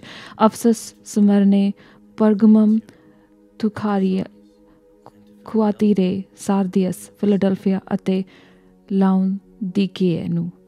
ਠੀਕ ਹੈ, ਆਓ ਚਿੱਠੀਆਂ। ਮੈਂ ਇੱਕ ਨੀਂਹ ਰੱਖਣਾ ਮੰਗਦਾ ਹਾਂ ਜਿੱਧਰ ਨੂੰ ਅਸੀਂ ਜਾ ਰਹੇ ਹਾਂ, ਔਰ ਮੈਂ ਵਿਸ਼ਵਾਸ ਕਰਦਾ ਹਾਂ ਕਿ ਇਸ ਨੂੰ ਮੈਂ ਰਸ਼ ਨਾ ਕਰਾਂ, ਔਰ ਇਸ ਲਈ ਮੈਂ ਕਿਹਾ ਇਸ ਨੂੰ ਰੈਵਲੇਸ਼ਨ ਨੂੰ ਫੋਲੋ ਕਰੋ। ਔਰ ਇਹ ਜਿਹੜੀ ਕਿਤਾਬ ਆ ਜਿਹੜੀ ਦਿੱਤੀ ਗਈ ਸੀਗੀ ਯਹੂਨਾ ਨੂੰ, ਔਰ ਜਦੋਂ ਤੁਸੀਂ ਇਹਨੂੰ ਪੜ੍ਹੋਗੇ, ਜਦੋਂ ਤੁਸੀਂ ਇਸ ਨੂੰ ਪੜ੍ਹੋਗੇ ਕਿਤਾਬ ਨੂੰ, ਤੁਸੀਂ ਦੇਖੋਗੇ ਕਿਸ ਤਰ੍ਹਾਂ ਕਿ ਉਹਦੀ ਆਪਣੀ ਯਾਤਰਾ ਸੀਗੀ, ਉਹਦਾ ਪਰਸਨਲ ਇਨਕਾਊਂਟਰ ਸੀਗਾ ਕਿ ਯਹੂਨਾ ਨੂੰ ਦਿੱਤੀ ਪਰਮੇਸ਼ਵਰ ਨੇ ਕਿ ਸਾਰੇ ਚਰਚਿਸ ਜਿਹੜੇ ਆ ਉਹ ਬਰਕਤ ਪਾਉਣ ਇਸ ਤੋਂ, ਕਿ ਇਸ ਤੋਂ ਚਰਚਿਸ ਬਰਕਤ ਪਾਉਣ, ਇੰਸਟਰਕਸ਼ਨ ਪਾਉਣ, ਗਾਈਡੈਂਸ ਪਾਉਣ। ਔਰ ਇਹ ਬਹੁਤ ਹੀ ਇੰਟਰਸਟਿੰਗ ਹੈ ਕਿ ਕਿਸ ਤਰ੍ਹਾਂ ਪਰਮੇਸ਼ਵਰ ਕੰਮ ਕਰਦਾ ਹੈ, ਕਿ ਅਸੀਂ ਇਸ ਗੱਲ ਨੂੰ ਦੇਖੀਏ, ਇਸ ਗੱਲ ਨੂੰ ਸਮਝੀਏ ਕਿ ਪਰਮੇਸ਼ਵਰ ਕੰਮ ਕਰਦਾ ਹੈ। ਇਹ ਜਿਹੜੀ ਕਿਤਾਬ ਹੈ ਇਹ ਲਿਖੀ ਗਈ ਸੀਗੀ ਸਾਰਿਆਂ ਨਾਲੋਂ ਜਿਹੜਾ ਕਿ ਜਵਾਨ ਚੇਲਾ ਸੀਗਾ ਯਿਸੂ ਮਸੀਹ ਦਾ, ਉਸਨੇ। ਹਾਂ, ਯਹੂਨਾ ਸਾਰਿਆਂ ਨਾਲੋਂ ਜਵਾਨ ਸੀਗਾ, ਸਾਰੇ ਚੇਲਿਆਂ ਨਾਲੋਂ। ਔਰ ਬਹੁਤ ਹੀ ਜਿਹੜੀ ਮਜ਼ੇਦਾਰ ਗੱਲ ਆ ਉਹ ਇਹ ਆ ਕਿ ਉਹ ਪਰਮੇਸ਼ਵਰ ਦਾ ਪਿਆਰਾ ਸੀ। ਬਹੁਤ ਸਾਰੇ ਲੋਕ ਕਹਿੰਦੇ ਕਿ ਉਹ ਆਪਣੇ ਆਪ ਨੂੰ ਪਿਆਰਾ ਕਹਿੰਦਾ ਸੀ ਮਸੀਹ ਦਾ। ਉਹ ਆਪਣੇ ਆਪ ਨੂੰ ਮਸੀਹ ਦਾ ਪਿਆਰਾ ਆਪਣੇ ਖਿਆਲ ਵਿੱਚ ਕਹਿੰਦਾ ਸੀਗਾ, ਔਰ ਉਸਨੇ ਆਪਣੇ ਆਪ ਨੂੰ ਮਸੀਹ ਦੇ ਬਹੁਤ ਨਜ਼ਦੀਕ ਰੱਖਿਆ ਸੀਗਾ। ਔਰ ਅਸੀਂ ਜਾਣਦੇ ਹਾਂ ਕਿ ਕਿਸ ਤਰ੍ਹਾਂ ਉਹਨੂੰ ਜੋ ਵੀ ਮੌਕਾ ਮਿਲਦਾ ਸੀਗਾ ਉਹ ਆਪਣਾ ਸਿਰ ਪਰਮੇਸ਼ਵਰ ਯਿਸੂ ਮਸੀਹ ਦੇ ਕੰਧਿਆਂ ਦੇ ਉੱਤੇ ਰੱਖਦਾ ਸੀਗਾ, ਯਿਸੂ ਮਸੀਹ ਦੇ ਕੰਧਿਆਂ ਦੇ ਉੱਤੇ। ਔਰ ਮੇਰੇ ਵਾਸਤੇ ਇਹ ਜਿਹੜੀ ਯਹੋਨਾ ਦਾ ਜੀਵਨ ਆ, ਇਹ ਬਹੁਤ ਹੀ ਜ਼ਿਆਦਾ ਮੈਨੂੰ ਇੰਸਪਾਇਰ ਕਰਦਾ, ਕਿਉਂਕਿ ਇਹ ਸਾਰਿਆਂ ਨਾਲੋਂ ਛੋਟਾ ਸੀਗਾ। ਜਦੋਂ ਅਸੀਂ ਦੇਖਦੇ ਹਾਂ ਕਿ ਇੱਕ ਗਰੁੱਪ ਦੇ ਵਿੱਚ ਜਿਹੜੇ ਸਭ ਤੋਂ ਜਵਾਨ ਹੁੰਦੇ ਉਹਨਾਂ ਨੂੰ ਪਿੱਛੇ ਰੱਖਿਆ ਜਾਂਦਾ, ਉਹਨਾਂ ਨੂੰ ਕਿਹਾ ਜਾਂਦਾ ਹੈ ਕਿ ਤੁਸੀਂ ਨਿਕੰਮੇ ਹੋ, ਉਹਨਾਂ ਨੂੰ ਕਿਹਾ ਜਾਂਦਾ ਹੈ, ਉਹਨਾਂ ਦਾ ਮਜ਼ਾਕ ਉਡਾਇਆ ਜਾਂਦਾ ਹੈ। ਇਹ ਜੋ ਜਵਾਨ ਪੁਰਸ਼ ਸੀ, ਜਿੰਨੇ ਵੀ ਚੇਲੇ ਸੀਗੇ, ਉਹਨਾਂ ਵਿੱਚੋਂ ਇੰਨਾ ਸਮਝਦਾਰ ਸੀਗਾ ਕਿ ਆਪਣੇ ਆਪ ਨੂੰ ਉਸਨੇ ਮਸੀਹ ਦੇ ਨਜ਼ਦੀਕ ਰੱਖਿਆ, ਮਸੀਹ ਦੇ ਨਜ਼ਦੀਕ ਰੱਖਿਆ। ਔਰ ਮੈਂ ਕਿਹਾ ਆ, ਜੇ ਤੁਸੀਂ ਦੇਖੋ ਕਿ ਉਹ ਕਿਸ ਤਰ੍ਹਾਂ ਮਸੀਹ ਦੇ ਮੋਢੇ ਦੇ ਉੱਤੇ ਸੀਗਾ, ਉਹ ਇਸ ਲਈ ਨਹੀਂ ਸੀਗਾ ਕਿ ਸਿਰਫ ਇੱਕੋ ਹੀ ਮੋਢਾ ਸੀਗਾ। ਯਾਦ ਰੱਖੀਏ ਕਿ ਯਿਸੂ ਮਸੀਹ ਦੇ 2 ਮੋਢੇ ਸੀਗੇ। ਇੱਕ ਜੋ ਮੋਢਾ ਸੀਗਾ ਉਹ ਖਾਲੀ ਸੀਗਾ, ਉੱਥੇ ਉਹਨੂੰ ਕੋਈ ਲੈਣ ਵਾਲਾ ਨਹੀਂ ਸੀਗਾ। ਲੇਕਿਨ ਦੂਸਰਾ ਜਿਹੜਾ ਸੀਗਾ, ਉਸ ਨੂੰ ਫੜਿਆ ਹੋਇਆ ਸੀਗਾ ਯਿਸੂ ਮਸੀਹ ਨੂੰ ਪਿਆਰ ਕਰਨ ਵਾਲੇ ਚੇਲੇ ਨੇ। ਜਦੋਂ ਤੁਸੀਂ ਦੇਖਦੇ ਆ ਕਿ ਜਦੋਂ ਕੋਈ ਦੇਖਦਾ ਆ, ਜਦੋਂ ਕੋਈ ਕਿਸੇ ਦੇ ਉੱਤੇ ਬੁਲਾਹਟ ਹੁੰਦੀ ਹੈ, ਪਰਮੇਸ਼ਵਰ ਜਿਸ ਨੂੰ ਪਿਆਰ ਕਰਦਾ ਆ, ਤੁਸੀਂ ਦੇਖਦੇ ਹੋ ਕਿ ਕੋਈ ਕਿਸ ਤਰ੍ਹਾਂ ਪਰਮੇਸ਼ਵਰ ਨੂੰ ਪਿਆਰ ਕਰ ਰਿਹਾ ਹੈ। ਤੁਸੀਂ ਦੇਖਦੇ ਹੋ ਕਿ ਪਰਮੇਸ਼ਵਰ ਨੂੰ ਬਹੁਤ ਐਡਮਾਇਰ ਕਰ ਰਿਹਾ ਤੁਹਾਡੇ ਚਰਚ ਦੇ ਵਿੱਚ। ਤੁਸੀਂ ਦੇਖਦੇ ਹੋ ਕਿ ਕਿਸ ਤਰ੍ਹਾਂ ਕੋਈ ਉਹਦੀ ਅਰਾਧਨਾ ਕਰ ਰਿਹਾ। ਤੁਸੀਂ ਦੇਖਦੇ ਹੋ, ਤੁਸੀਂ ਕਹਿੰਦੇ ਹੋ ਕਿ ਕਿੰਨਾ ਵਾਓ, ਇਹ ਇਨਸਾਨ, ਇਹ ਔਰਤ ਕਿੰਨਾ ਜ਼ਿਆਦਾ ਪਰਮੇਸ਼ਵਰ ਨੂੰ ਪਿਆਰ ਕਰਦੇ ਆ। ਤਾਂ ਤੁਹਾਨੂੰ ਆਪਣੇ ਆਪ ਨੂੰ ਕੁਐਸਚਨ ਪੁੱਛਣ ਦੀ ਲੋੜ ਹੈ ਕਿ ਕਿਉਂ ਤੁਸੀਂ ਕਿਸੇ ਹੋਰ ਨੂੰ ਦੇਖ ਕੇ ਅਸਾਰਦੇ ਹੋ, ਕਿਉਂ ਤੁਸੀਂ ਕਿਸੇ ਹੋਰ ਦੇ ਚਾਹਤ ਨੂੰ ਦੇਖ ਕੇ ਤੁਸੀਂ ਵਾਹਵਾਹੀ ਕਰਦੇ ਹੋ। ਲੇਕਿਨ ਉਸੇ ਵੇਲੇ ਤੁਹਾਨੂੰ ਵੀ ਉਹ ਮੌਕਾ ਦਿੱਤਾ ਗਿਆ ਆ, ਪਰ ਤੁਸੀਂ ਉਸ ਮੌਕੇ ਨੂੰ ਗਵਾਉਂਦੇ ਹੋ, ਤੁਸੀਂ ਉਸ ਮੌਕੇ ਨੂੰ ਨਹੀਂ ਲੈਂਦੇ। ਤੁਸੀਂ ਸਿਰਫ ਬਾਹਰੋਂ ਦੇਖਦੇ ਹੋ ਕਿ ਕਿਸ ਤਰ੍ਹਾਂ ਕੋਈ ਜਣਾ ਪਰਮੇਸ਼ਰ ਨੂੰ ਪਿਆਰ ਕਰ ਰਿਹਾ ਆ, ਲੇਕਿਨ ਤੁਹਾਡੇ ਕੋਲ ਵੀ ਇਹ ਮੌਕਾ ਹੈ ਕਿ ਪਰਮੇਸ਼ਰ ਦੇ 2 ਮੋਢੇ ਆ, ਕਿ ਹਾਂ ਉਹਦਾ ਸਿਰਫ ਇੱਕੋ ਹੀ ਮੋਢਾ ਇੱਕ ਚੇਲੇ ਨੇ ਲਿਆ ਸੀਗਾ। ਔਰ ਇਸ ਲਈ ਉਸਨੇ ਯਹੂਨਾ ਨੇ ਦੇਖਿਆ ਕਿ ਕਿਸ ਤਰ੍ਹਾਂ ਯਹੂਨਾ ਨੇ ਆਪਣਾ ਪਿਆਰ ਪਰਮੇਸ਼ਵਰ ਨੂੰ ਲਗਾਤਾਰ ਦਿਖਾਇਆ, ਕਿ ਇੱਕ ਮੌਕਾ ਆਇਆ ਕਿ ਉਹ ਕੋਈ ਪਾਣੀ ਦੇ ਉੱਤੇ ਨਹੀਂ ਤੁਰਿਆ ਪਰਮੇਸ਼ਵਰ ਦੇ ਵਾਸਤੇ ਜਿਸ ਤਰ੍ਹਾਂ ਪਤਰਸ ਤੁਰਿਆ ਸੀਗਾ। ਉਸਨੇ ਬਹੁਤ ਵੱਡੇ ਚਮਤਕਾਰ ਨਹੀਂ ਕੀਤੇ ਪਰਮੇਸ਼ਵਰ ਦੇ ਵਾਸਤੇ ਜਿਸ ਤਰ੍ਹਾਂ ਦੂਸਰੇ ਚੇਲਿਆਂ ਨੇ ਕੀਤੇ ਸੀਗੇ, ਲੇਕਿਨ ਉਹ ਪਰਮੇਸ਼ਵਰ ਦੇ ਨਾਲ ਲਗਾਤਾਰ ਚੱਲਦਾ ਰਿਹਾ। ਔਰ ਇਸ ਤਰ੍ਹਾਂ ਦੀ ਘੜੀ ਆਈ ਜਦੋਂ ਕਿ ਕਲਾਮ ਦੱਸਦਾ ਆ, ਜਦੋਂ ਅੰਤ ਦੇ ਵਿੱਚ ਕਿ ਸਿਰਫ ਉਹੀ ਸੀਗਾ ਜੋ ਕਿ ਲੱਭਿਆ ਗਿਆ ਯਿਸੂ ਮਸੀਹ ਦੇ ਸੂਲੀ ਦੇ ਥੱਲੇ, ਸਿਰਫ ਉਹੀ ਲੱਭਿਆ ਗਿਆ ਸੂਲੀ ਦੇ ਥੱਲੇ। ਕਿਸੇ ਤਰ੍ਹਾਂ ਉਹ ਬਿਲਕੁਲ ਵੀ ਆਪਣੇ ਆਪ ਨੂੰ ਦਿਖਾਉਣ ਵਾਲਾ ਨਹੀਂ ਸੀਗਾ। ਉਸਨੇ ਕੋਈ ਚਮਤਕਾਰ ਬਹੁਤ ਵੱਡੇ ਨਹੀਂ ਕੀਤੇ, ਉਹ ਕੋਈ ਇਸ ਤਰ੍ਹਾਂ ਗੱਲਬਾਤ ਕਰਨ ਵਾਲਾ ਨਹੀਂ ਸੀਗਾ, ਲੇਕਿਨ ਉਹ ਕੰਮ ਕਰਨ ਵਾਲਾ ਸੀਗਾ। ਅਸੀਂ ਬਹੁਤ ਗੱਲਬਾਤ ਕਰਦੇ ਹਾਂ ਕਿ ਅਸੀਂ ਪ੍ਰਭੂ ਨੂੰ ਪਿਆਰ ਕਰਦੇ ਹਾਂ, ਲੇਕਿਨ ਪ੍ਰਭੂ ਉਹਨਾਂ ਲੋਕਾਂ ਨੂੰ ਲੱਭਦਾ ਪਿਆ ਕਿ ਜੋ ਜਦੋਂ ਔਖੇ ਸਮੇਂ ਆਉਣ, ਜਦੋਂ ਮੁਸ਼ਕਿਲ ਸਮੇਂ ਆਉਣ, ਉਹ ਲੋਕਾਂ ਨੂੰ ਲੱਭਦਾ ਹੈ ਕਿ ਜੋ ਸਿਰਫ ਉਹ ਇਹ ਨਾ ਕਹਿਣ ਕਿ ਅਸੀਂ ਕਿੰਨੇ ਵਫਾਦਾਰ ਹਾਂ ਪਰਮੇਸ਼ਵਰ ਦੇ ਨਾਲ, ਉਹ ਲੋਕਾਂ ਨੂੰ ਲੱਭਦਾ ਹੈ ਜੋ ਕਿ ਉਹਦੇ ਸੂਲੀ ਦੇ ਥੱਲੇ ਖੜੇ ਰਹਿਣ, ਜੋ ਕਿ ਉਹਦੇ ਨਾਲ ਵਫਾਦਾਰ ਰਹਿਣ, ਔਰ ਉਹ ਨੱਠਣ ਨਾ ਜਦੋਂ ਮੁਸ਼ਕਿਲ ਆਵੇ। ਔਰ ਉਹ ਯਹੂਨਾ ਸੀਗਾ, ਔਰ ਉਹ ਇੰਨਾ ਜ਼ਿਆਦਾ ਲਗਾਤਾਰ ਪਰਮੇਸ਼ਵਰ ਦੇ ਨਾਲ ਲੱਗਾ ਰਿਹਾ ਕਿ ਜਦੋਂ ਸੂਲੀ ਤੋਂ ਪਰਮੇਸ਼ਵਰ ਯਿਸੂ ਮਸੀਹ ਨੇ ਉਹਨੂੰ ਦੇਖਿਆ, ਉਸਨੇ ਆਪਣੀ ਮਾਤਾ ਦੀ ਜ਼ਿੰਮੇਵਾਰੀ ਯਹੂਨਾ ਨੂੰ ਦਿੱਤੀ। ਉਸਨੇ ਕਿਹਾ, ਯਹੂਨਾ ਇਹ ਤੇਰੀ ਮਾਤਾ ਆ। ਔਰ ਉਹ ਵਕਤ ਸੀਗਾ ਕਿ ਯਿਸੂ ਮਸੀਹ ਨੇ ਆਪਣੀ ਸਭ ਤੋਂ ਵੱਡੀ ਜ਼ਿੰਮੇਦਾਰੀ ਜੋ ਸੀਗੀ, ਸਭ ਤੋਂ ਵੱਡੀ ਜ਼ਿੰਮੇਦਾਰੀ ਉਹ ਯਹੂਨਾ ਨੂੰ ਦਿੱਤੀ। ਉਸਨੇ ਕਿਹਾ, ਆਹ ਮੇਰੀ ਇਹ ਮਾਤਾ ਨੇ। ਮੈਂ ਲੋਕਾਂ ਦੇ ਉੱਤੇ ਵਿਸ਼ਵਾਸ ਨਹੀਂ ਕਰ ਸਕਦਾ ਜੋ ਇੱਥੇ ਮੌਜੂਦ ਨਹੀਂ ਗਏ, ਲੇਕਿਨ ਤੂੰ ਹੀ ਇੱਥੇ ਇਕੱਲਾ ਮੌਜੂਦ ਆ। ਤੂੰ ਇੱਥੇ ਆ, ਮੈਂ ਤੈਨੂੰ ਦੇਖਿਆ ਕਿ ਤੂੰ ਇੱਥੇ ਆ। ਔਰ ਇਸ ਲਈ ਜੋ ਉੱਥੇ ਲੱਭਿਆ ਖੜਾ, ਪਰਮੇਸ਼ਵਰ ਨੇ ਆਪਣੀ ਸਭ ਤੋਂ ਵੱਡੀ ਜ਼ਿੰਮੇਦਾਰੀ ਉਸਨੂੰ ਦਿੱਤੀ। ਪਰਮੇਸ਼ਵਰ ਦੇ ਲੋਕੋ, ਬਹੁਤ ਵਾਰ ਅਸੀਂ ਪਰਮੇਸ਼ਵਰ ਦੇ ਗੱਲਾਂ ਕਰਨੀਆਂ ਮੰਗਦੇ ਹਾਂ। ਅਸੀਂ ਮੰਗਦੇ ਹਾਂ ਕਿ ਪਰਮੇਸ਼ਵਰ ਆਪਣੀ ਜ਼ਿੰਮੇਵਾਰੀ ਸਾਨੂੰ ਦੇਵੇ। ਅਸੀਂ ਮੰਗਦੇ ਹਾਂ ਕਿ ਪਰਮੇਸ਼ਵਰ ਸਾਡਾ ਇਸਤੇਮਾਲ ਕਰੇ। ਅਸੀਂ ਮੰਗਦੇ ਹਾਂ ਕਿ ਪਰਮੇਸ਼ਵਰ ਮੈਨੂੰ ਸਾਰਾ ਕੁਛ ਦੱਸ ਦੇ, ਮੈਂ ਕੁਛ ਵੀ ਤੇਰੇ ਵਾਸਤੇ ਕਰਨ ਦੇ ਵਾਸਤੇ ਤਿਆਰ ਹਾਂ, ਮੈਂ ਤੇਰੇ ਵਾਸਤੇ ਕੰਮ ਕਰਨ ਵਾਸਤੇ ਤਿਆਰ ਹਾਂ, ਮੈਂ ਤੇਰੇ ਵਾਸਤੇ ਇਸਤੇਮਾਲ ਹੋਣ ਲਈ ਤਿਆਰ ਹਾਂ। ਲੇਕਿਨ ਦੇਖੀਏ ਕਿ ਸਾਨੂੰ ਸਿਰਫ ਔਰ ਸਿਰਫ ਇਹ ਕਰਨ ਦੀ ਲੋੜ ਹੈ ਕਿ ਲਗਾਤਾਰ ਪਰਮੇਸ਼ਵਰ ਦੇ ਵਾਸਤੇ ਤਿਆਰ ਰਹੀਏ, ਪਰਮੇਸ਼ਵਰ ਦੇ ਵਾਸਤੇ ਤਿਆਰ ਰਹੀਏ। ਸਾਡੀ ਜਨਰੇਸ਼ਨ ਦੀ ਪ੍ਰੋਬਲਮ ਇਹ ਹੈ ਕਿ ਅਸੀਂ ਇੱਕ ਹਫ਼ਤੇ ਵਿੱਚ ਉਹਦੇ ਵਾਸਤੇ ਹੁੰਨੇ ਹਾਂ, ਅਸੀਂ ਐਕਸਾਈਟਡ ਹੁੰਨੇ ਕੁਝ ਮਹੀਨਿਆਂ ਵਾਸਤੇ, ਲੇਕਿਨ ਉਸ ਤੋਂ ਬਾਅਦ ਅਸੀਂ ਚੱਲ ਜਾਂਦੇ, ਉਸ ਤੋਂ ਬਾਅਦ ਸਾਨੂੰ ਅਸੀਂ ਲੱਭਦੇ ਨਹੀਂ। ਸਾਡਾ ਜਿਹੜੀ ਚਾਹਤ ਆ ਉਹ ਖਿੜਕੀ ਤੋਂ ਬਾਹਰ ਨਿਕਲ ਜਾਂਦੀ ਆ। ਜਿਹੜੀ ਲਗਾਤਾਰ ਪਰਮੇਸ਼ਵਰ ਵਿੱਚ ਲੱਗੇ ਰਹਿਣਾ, ਔਰ ਇਹ ਇੱਕ ਚਿੰਨ੍ਹ ਆ ਜੋ ਕਿ ਪਰਮੇਸ਼ਵਰ ਨੂੰ, ਉਹਨਾਂ ਦੇ ਉੱਤੇ ਜੋ ਕਿ ਪਰਮੇਸ਼ਵਰ ਨੂੰ ਪਿਆਰ ਕਰਦੇ ਆ।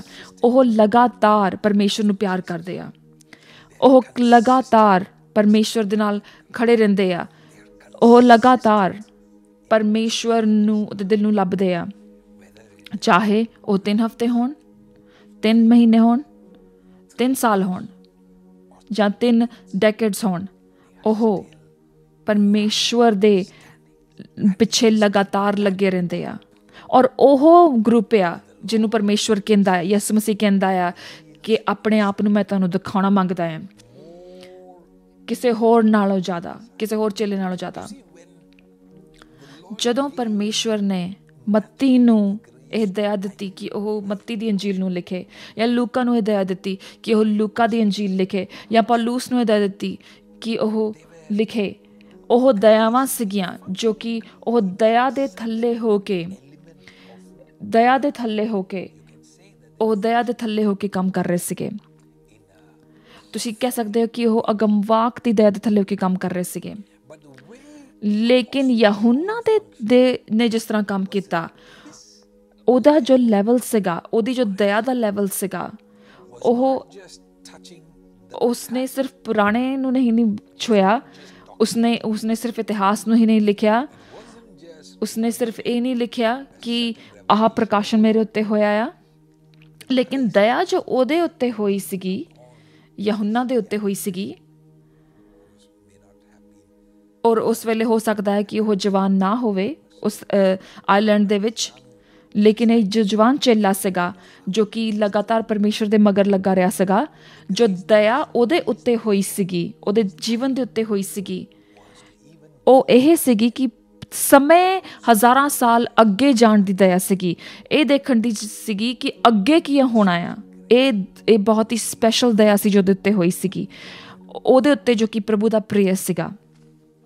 ਔਰ ਇੱਕ ਹੋਰ ਪ੍ਰਿਯ ਸੀਗਾ ਜੋ ਜਿਹਦੇ ਕੋਲ ਮੈਂ ਤੁਹਾਨੂੰ ਲੈ ਕੇ ਜਾ ਸਕਦਾ ਹਾਂ, ਜਿਹਦੇ ਉੱਤੇ ਇਹ ਸਿਮਿਲਰ ਦਇਆ ਸੀਗੀ, ਜੋ ਕਿ ਸਮੇਂ ਦੇ ਵਿੱਚ ਜਿਸਨੇ ਟਰੈਵਲ ਕੀਤਾ ਔਰ ਅੱਗੇ ਗਿਆ ਔਰ ਅੰਤ ਦੇ ਦਿਨਾਂ ਨੂੰ ਉਸਨੂੰ ਦਿਖਾਇਆ ਗਿਆ, ਪ੍ਰਭੂ ਨੇ ਉਸਨੂੰ ਦਿਖਾਇਆ। ਉਹਦਾ ਨਾਮ ਸੀਗਾ ਡੈਨੀਅਲ, ਜਿਹਦੇ ਸਾਹਮਣੇ ਪਰਮੇਸ਼ਵਰ ਦਾ ਫਰਿਸ਼ਤਾ ਆਇਆ ਔਰ ਉਸਨੇ ਆਣ ਕੇ ਉਸਨੇ ਕਿਹਾ ਹੇ ਪਰਮੇਸ਼ਵਰ ਦੇ ਪਿਆਰੇ, ਉਸਨੂੰ ਪਿਆਰਾ ਬੁਲਾਇਆ, ਪਰਮੇਸ਼ਵਰ ਦਾ ਪਿਆਰਾ। ਅਸੀਂ ਦੇਖਦੇ ਹਾਂ ਕਿ ਇੱਥੇ ਕੁਛ ਹੋ ਰਿਹਾ ਹੈ, ਇਸ ਲਈ ਮੈਂ ਕਿਹਾ ਕਿ ਮੈਂ ਆਪਣਾ ਵਕਤ ਲਵਾਂਗਾ, ਕਿਉਂਕਿ ਪਰਮੇਸ਼ਵਰ ਬਹੁਤ ਸ਼ਕਤੀਸ਼ਾਲੀ ਦੇ ਨਾਲ ਕੰਮ ਕਰ ਰਿਹਾ ਹੈ।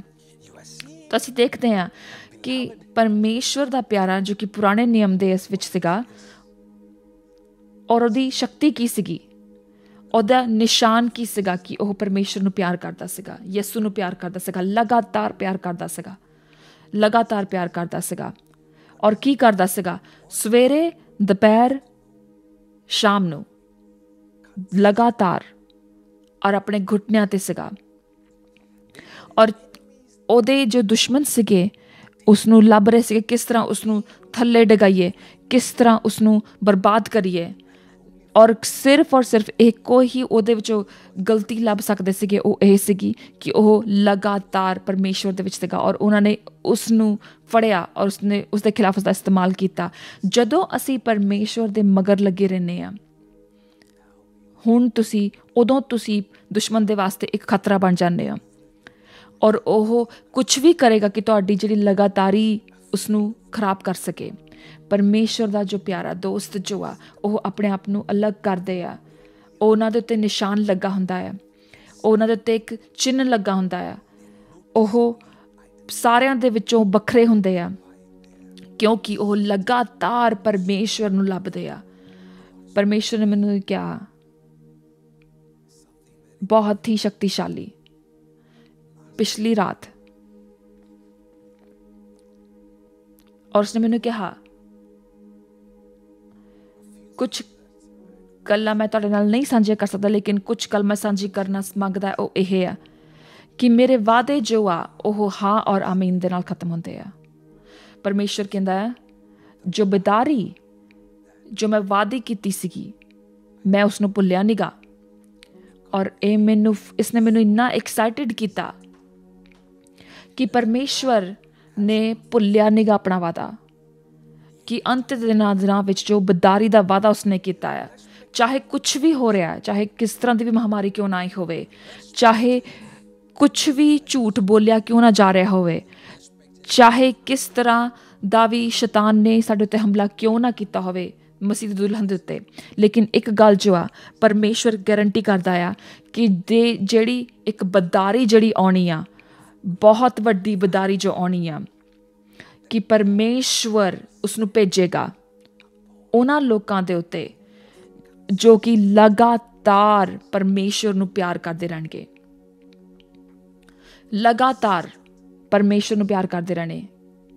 ਪਰਮੇਸ਼ਵਰ ਦੇ ਲੋਕੋ, ਮੇਰਾ ਇਹ ਵਿਸ਼ਵਾਸ ਆ ਕਿ ਤੁਹਾਡੀ ਪ੍ਰਾਰਥਨਾਵਾਂ ਔਰ ਉਹਨਾਂ ਪ੍ਰਾਰਥਨਾਵਾਂ ਨੇ ਇਹ ਜੋ ਅੰਧੇਰਾ ਮੌਸਮ ਆ ਇਸ ਨੂੰ ਜਾਣ ਵਿੱਚ ਮਜਬੂਰ ਕਰ ਦਿੱਤਾ ਹੈ। ਮੈਨੂੰ ਇਹ ਸੁਣ ਰਿਹਾ ਹੈ ਕਿ ਪਰਮੇਸ਼ਵਰ ਕਹਿ ਰਿਹਾ ਹੈ ਕਿ ਮੈਂ ਹੁਣ ਉਹ ਜੋ ਕਹਿ ਰਿਹਾ ਮੈਂ ਉਸਨੂੰ ਡਿਲੀਵਰ ਕਰਨਾ ਮੰਗਦਾ ਹਾਂ ਇਸ ਸਰਵਿਸ ਦੇ ਉੱਤੇ।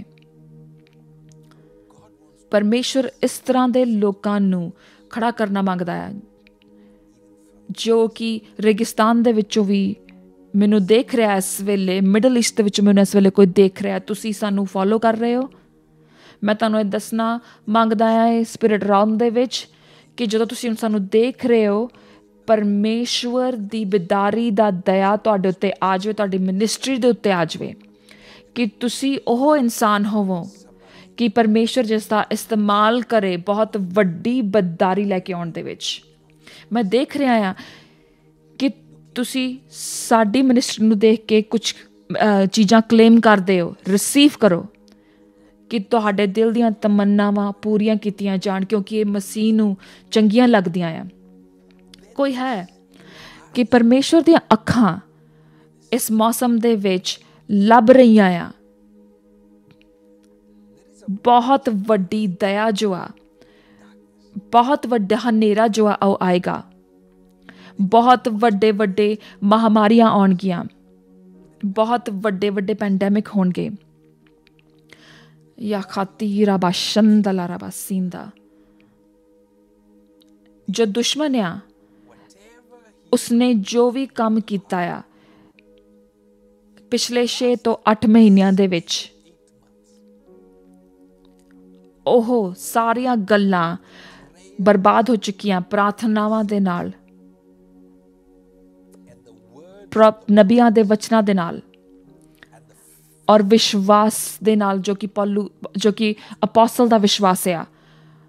ਔਰ ਇਹਨਾਂ ਸਾਰੀਆਂ ਗੱਲਾਂ ਦੇ ਨਾਲ ਦੁਸ਼ਮਣ ਦੀਆਂ ਗੱਲਾਂ ਜੋ ਆ ਉਹ ਬਰਬਾਦ ਹੋ ਚੁੱਕੀਆਂ ਹੈ।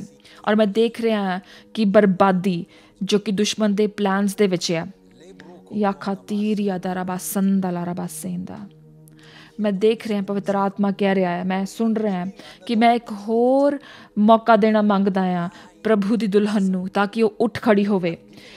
ਆਤਮਾ ਕਹਿ ਰਿਹਾ ਕਿ ਮੈਂ ਇੱਕ ਹੋਰ ਐਕਸਟੈਂਸ਼ਨ ਦੇਣਾ ਮੰਗਦਾ ਹਾਂ ਅਮਰੀਕਾ ਦੇ ਉੱਤੇ।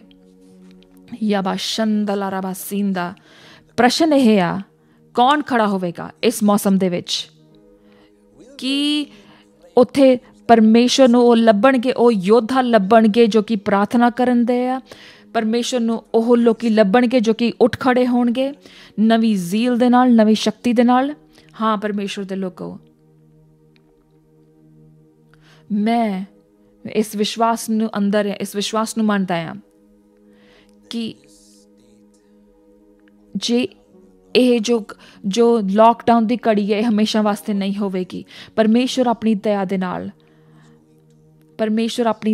ਨਾਲ ਸਾਨੂੰ ਇਹ ਸ਼ਕਤੀ ਦੇਵੇਗਾ, ਇਹ ਦਇਆ ਦੇਵੇਗਾ ਕਿ ਅਸੀਂ ਦੁਬਾਰਾ ਇਕੱਠੇ ਹੋ ਸਕੀਏ। ਔਰ ਉਹ ਸਾਨੂੰ ਦਇਆ ਦੇ ਰਿਹਾ ਆ ਕਿ ਅਸੀਂ ਦੁਬਾਰਾ ਇਕੱਠੇ ਹੋ ਸਕੀਏ, ਸਟੇਡੀਅਮਸ ਦੇ ਵਿੱਚ ਦੁਬਾਰਾ ਇਕੱਠੇ ਹੋ ਸਕੀਏ, ਜਿਹੜੇ ਕਿ ਰੂਹਾਨੀ ਆਲਮ ਦੇ ਵਿੱਚ ਮੈਨੂੰ ਸੁਣ ਸਕਦੇ, ਸੁਣਨ ਕੀ ਆਤਮਾ ਕੀ ਕਹਿ ਰਿਹਾ ਹੈ ਕਿ ਸਟੇਡੀਅਮ ਦੇ ਵਿੱਚ ਬਦਾਰੀ ਆਊਗੀ ਔਰ ਸਟੇਡੀਅਮ ਰਿਵਾਈਵਲ ਖਤਮ ਨਹੀਂ ਹੋਇਆ ਹਲੇ। ਮੇਰੇ ਪਰਮੇਸ਼ਵਰ ਹਾਲੇਲੂਇਆ। ਮੈਂ ਦੇਖ ਰਿਹਾ ਹਾਂ ਕਿ ਬਹੁਤ ਸਾਰੀ ਗੱਲਾਂ ਹੋ ਰਹੀਆਂ। ਜੋ ਆਖਰੀ ਗੱਲ ਜੋ ਮੈਂ ਕਹੀ ਆ ਕਿ ਉਸਨੇ ਇੱਕ ਦਇਆ ਨੂੰ ਰਿਲੀਜ਼ ਕੀਤਾ ਹੈ, ਜੋ ਮੈਨੂੰ ਦੇਖ ਰਹੇ ਉਹਨਾਂ ਲੋਕਾਂ ਦੇ ਉੱਤੇ। ਮੈਂ ਦੇਖ ਰਿਹਾ ਹਾਂ ਕਿ ਮਸੇ ਦੇ ਨਾਲ ਭਰੇ ਹੋਏ ਲੋਕ ਮਹਿਮਾ ਦੇ ਨਾਲ ਯਿਸੂ ਮਸੀਹ ਦੀ ਆਤਮਾ ਨੂੰ, ਪਵਿੱਤਰ ਆਤਮਾ ਨੂੰ ਗ੍ਰਹਿਣ ਕਰਨਗੇ। ਲੈ ਲਓ, ਲੈ ਲਓ, ਲੈ ਲਓ, ਲੈ ਲਓ, ਲੈ ਲਓ। Yes lord, thank you Jesus. ਜੋ ਕਿ ਫਰਿਸ਼ਤੇ ਆ ਉਹਨਾਂ ਨੂੰ ਵੰਡਿਆ ਗਿਆ ਆ ਡਿਫਰੈਂਟ ਗਰੁੱਪਸ ਦੇ ਵਿੱਚ। ਇੱਕ ਫਰਿਸ਼ਤਿਆਂ ਦੇ ਗਰੁੱਪ ਜੋ ਕਿ ਛੱਡੇ ਗਏ ਆ ਇਸ ਵੇਲੇ। Yes lord, thank you Jesus. ਕਿ ਜਿੱਥੇ ਵੀ ਤੁਸੀਂ ਸਾਨੂੰ ਇਸ ਵੇਲੇ ਦੇਖ ਰਹੇ ਹੋ, ਮੇਰਾ ਮੰਨਣਾ ਹੈ ਕਿ ਤੁਸੀਂ ਉੱਚੀ ਉੱਚੀ ਪ੍ਰਾਰਥਨਾ ਕਰ ਰਹੇ ਹੋ ਔਰ ਪਵਿੱਤਰ ਆਤਮਾ ਦੇ ਵਿੱਚ ਉਸਨੂੰ ਕਬੂਲ ਕਰ ਰਹੇ ਹੋ। Yes lord, yes lord. ਮੈਂ ਦੇਖ ਰਹੀ ਹਾਂ ਕਿ ਪਰਮੇਸ਼ਵਰ ਯੰਗ ਲੋਕਾਂ ਨੂੰ ਛੂ ਰਿਹਾ ਆ। ਜੋ ਲੋਕ ਬਹੁਤ ਜ਼ਿਆਦਾ ਡਿਸਟਰੈਕਟ ਸੀਗੇ ਪਿਛਲੇ ਸੀਜ਼ਨ ਦੇ ਵਿੱਚ ਦੁਸ਼ਮਣ ਨੇ ਤੁਹਾਨੂੰ ਬਹੁਤ ਜ਼ਿਆਦਾ ਮੁਸ਼ਕਿਲਾਂ ਦੇ ਵਿੱਚ ਪਾਇਆ, ਤੁਹਾਡੇ ਵਿੱਚ ਕਨਫਿਊਜ਼ਨ ਨੂੰ ਪਾਇਆ, ਤੁਹਾਡੀ ਸ਼ਾਦੀਆਂ ਵਿੱਚ ਕਨਫਿਊਜ਼ਨ ਨੂੰ ਪਾਇਆ। ਜਵਾਨ ਬੱਚਿਆਂ ਨੂੰ ਮੈਂ ਦੇਖ ਰਿਹਾ ਹਾਂ ਕਿ ਤੁਹਾਡੀ ਰਸਤਿਆਂ ਵਿੱਚ ਉਸਨੇ ਕਨਫਿਊਜ਼ਨ ਨੂੰ ਪਾਇਆ। ਜਦੋਂ ਕਿ ਤੁਸੀਂ ਇਸ ਵੀਡੀਓ ਨੂੰ ਦੇਖ ਰਹੇ ਹੋ, ਪਰਮੇਸ਼ਵਰ ਦਾ ਦਇਆ ਤੁਹਾਡੇ ਉੱਤੇ ਆ ਰਿਹਾ, ਤੁਹਾਡੇ ਬੰਧਨਾਂ ਨੂੰ ਤੋੜ ਰਿਹਾ ਆ। ਪਰਮੇਸ਼ਵਰ ਦਾ ਦਇਆ ਲਗਾਤਾਰ ਤੁਹਾਡੇ ਉੱਤੇ ਆ ਰਿਹਾ ਆ। ਪਰਮੇਸ਼ਵਰ ਦਾ ਜੋ ਲਗਾਤਾਰ ਪਰਮੇਸ਼ਵਰ ਨੂੰ ਪਿਆਰ ਕਰਨਾ ਤੁਹਾਡੇ ਉੱਤੇ ਆ ਜਾਵੇ। ਕੋਈ ਵੀ ਜਣਾ ਪਰਮੇਸ਼ਵਰ ਨੂੰ ਪਿਆਰ ਕਰ ਸਕਦਾ ਹੈ ਇੱਕ ਹਫ਼ਤੇ ਵਾਸਤੇ, ਪਰਮੇਸ਼ਵਰ ਨੂੰ ਕੋਈ ਵੀ ਜਣਾ ਪਿਆਰ ਕਰ ਸਕਦਾ ਇੱਕ ਮਹੀਨੇ ਵਾਸਤੇ, ਲੇਕਿਨ ਤੁਸੀਂ, ਮੈਂ ਇਹ ਕਹਿੰਦਾ ਆ ਕਿ ਤੁਸੀਂ ਪਰਮੇਸ਼ਵਰ ਨੂੰ ਪਿਆਰ ਕਰੋਗੇ ਲਗਾਤਾਰ। ਸਾਰਾ ਜੀਵਨ ਆਪਣਾ ਤੁਸੀਂ ਪਰਮੇਸ਼ਵਰ ਨੂੰ ਪਿਆਰ ਕਰੋਗੇ। ਤੁਸੀਂ ਪਰਮੇਸ਼ਵਰ ਨੂੰ ਪਿਆਰ ਕਰਨ ਵਾਲੇ ਮਸੀਹ ਬਣੋਗੇ। ਯਿਸੂ ਮਸੀਹ ਨੂੰ ਪਿਆਰ ਕਰਨ ਵਾਲੇ ਮਸੀਹ ਬਣੋਗੇ, ਜੋ ਕਿ ਮਸੀਹ ਨੇ ਆਪਣੇ ਹੱਥਾਂ ਨਾਲ ਜਿਸ ਨੂੰ ਚੁਣਿਆ ਹੋਏਗਾ। ਤੁਸੀਂ ਦੇਖੋ ਪਰਮੇਸ਼ਵਰ ਜੋ ਆ, ਉਹਨਾਂ ਨੂੰ ਯਹੂਨਾ ਦੇ ਉੱਤੇ ਉਸਨੇ ਵਿਸ਼ਵਾਸ ਕੀਤਾ ਆਪਣੀ ਮਾਤਾ ਜੀ ਦੇ ਨਾਲ। ਉਹ ਇੱਦਾਂ ਨਹੀਂ ਸੀਗਾ ਕਿ ਕਿ ਜਿਸ ਤਰ੍ਹਾਂ ਕਿ ਮੱਛੀ ਪਕੜਨ ਵਾਲੇ ਜਾਲ ਦੇ ਉੱਤੇ ਉਸਨੇ ਵਿਸ਼ਵਾਸ ਕੀਤੀ ਆ।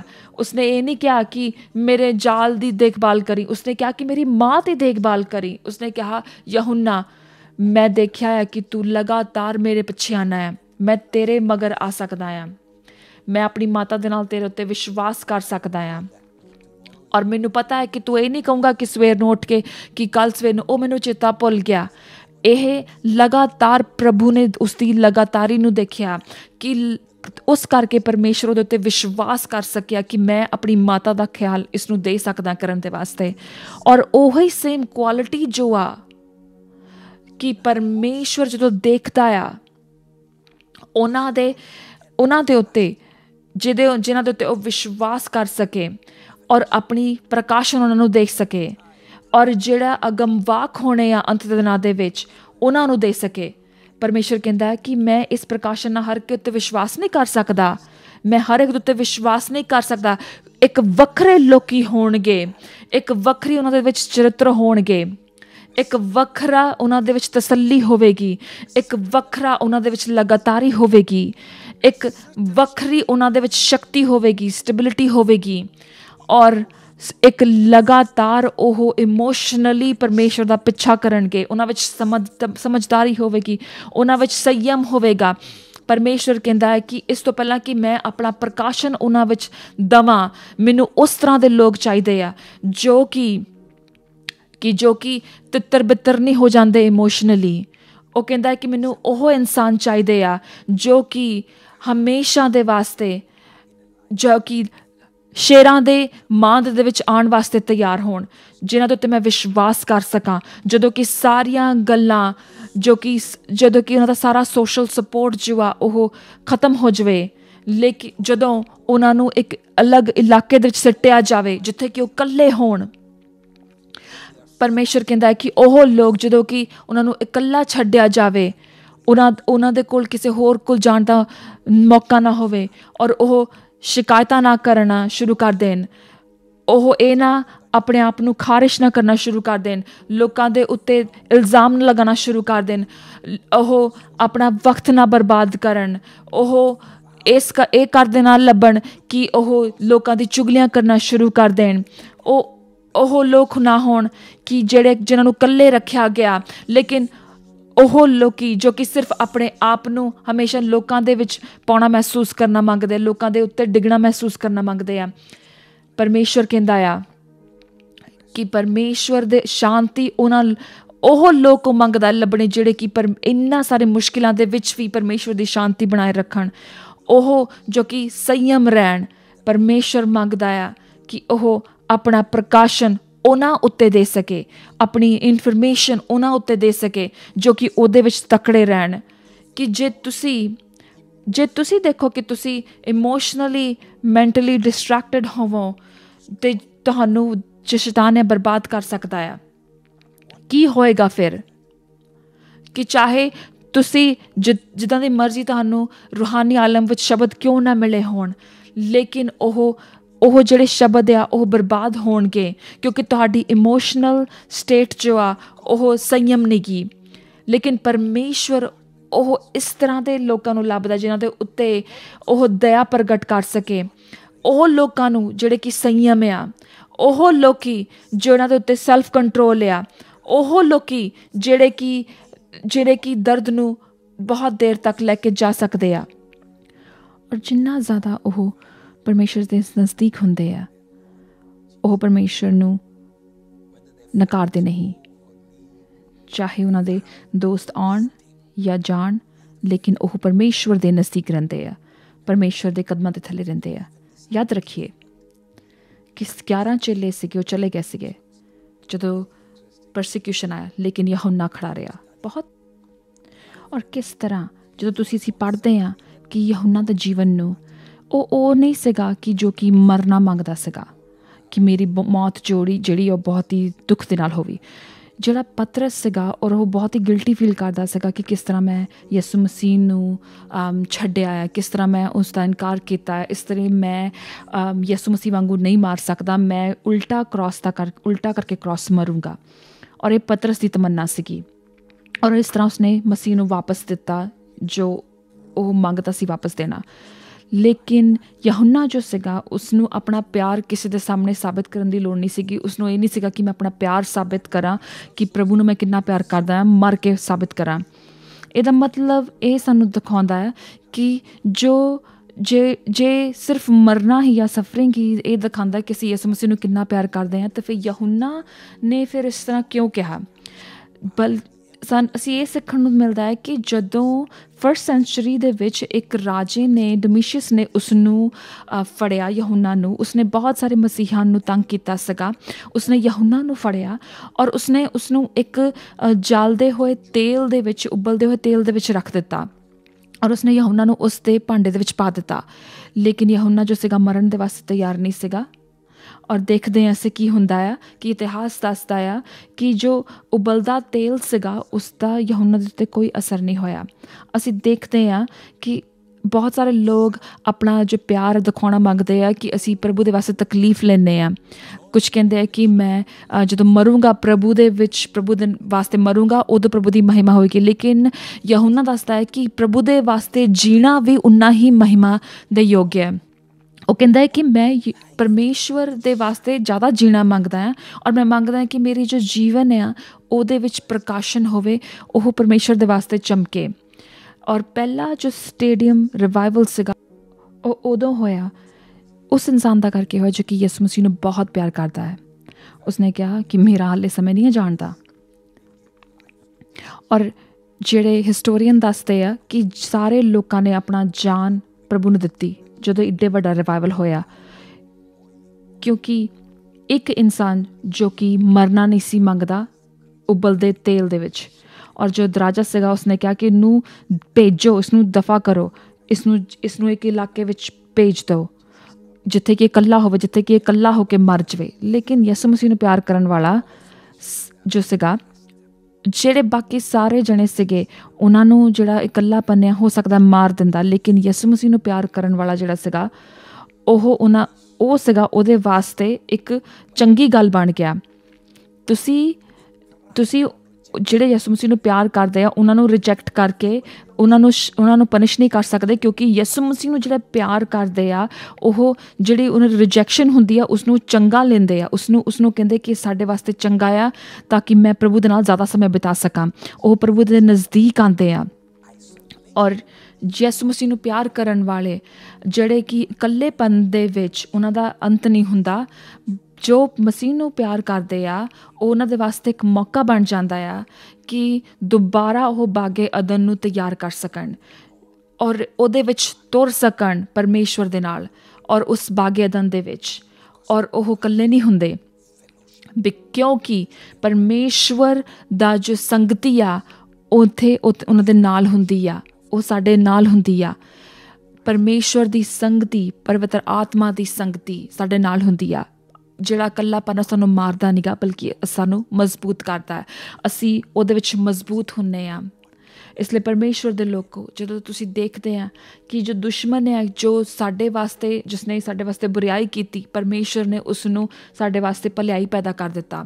ਔਰ ਅਸੀਂ ਦੇਖਦੇ ਯਹੂਨਾ ਨੂੰ, ਜਿਸ ਤਰ੍ਹਾਂ ਯਹੂਨਾ ਨੇ ਕਿਹਾ ਕਿ ਮੈਂ ਮੰਗਦਾ ਕਿ ਸਾਰੇ ਯਹੂਨਾ ਵਰਗੇ ਬਣ ਜਾਏ। ਪ੍ਰਭੂ ਨੇ ਕਿਹਾ ਕਿ ਮੈਂ ਹੁਣ ਤੈਨੂੰ ਇਸ ਤਰ੍ਹਾਂ ਦਾ ਯਹੂਨਾ, ਮੈਂ ਤੈਨੂੰ ਇਸ ਤਰ੍ਹਾਂ ਦੀ ਇਨਫੋਰਮੇਸ਼ਨ ਦਊਂਗਾ ਕਿ ਜਿਸ ਤਰ੍ਹਾਂ ਦੀ ਇਨਫੋਰਮੇਸ਼ਨ ਮੈਂ ਕਿਸੇ ਹੋਰ ਨੂੰ ਨਹੀਂ ਦਿੱਤੀ, ਕਿਉਂਕਿ ਕੋਈ ਵੀ ਜਣਾ ਨੇ ਆਪਣੇ ਆਪ ਨੂੰ ਇਕੱਲਾ ਨਹੀਂ ਕੀਤਾ ਜਿਸ ਤਰ੍ਹਾਂ ਕਿ ਤੂੰ ਇਕੱਲਾ ਕੀਤਾ ਹੈ ਮੈਨੂੰ ਆਪਣੇ ਵਾਸਤੇ।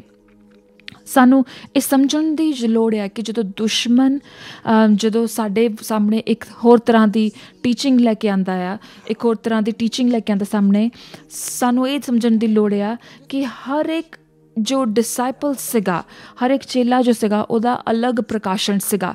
ਪਰਮੇਸ਼ਰ ਨੇ ਜੋ ਪ੍ਰਕਾਸ਼ਨ ਯਹੂਨਾ ਨੂੰ ਦਿੱਤਾ, ਉਹ ਪ੍ਰਕਾਸ਼ਨ ਉਹਨੇ ਅਪੋਸਟਲ ਪੌਲ ਨੂੰ ਨਹੀਂ ਦਿੱਤਾ। ਮੈਂ ਇਹ ਐਕਸਪਲੇਨ ਕਰਨਾ ਮੰਗਦਾ ਹਾਂ।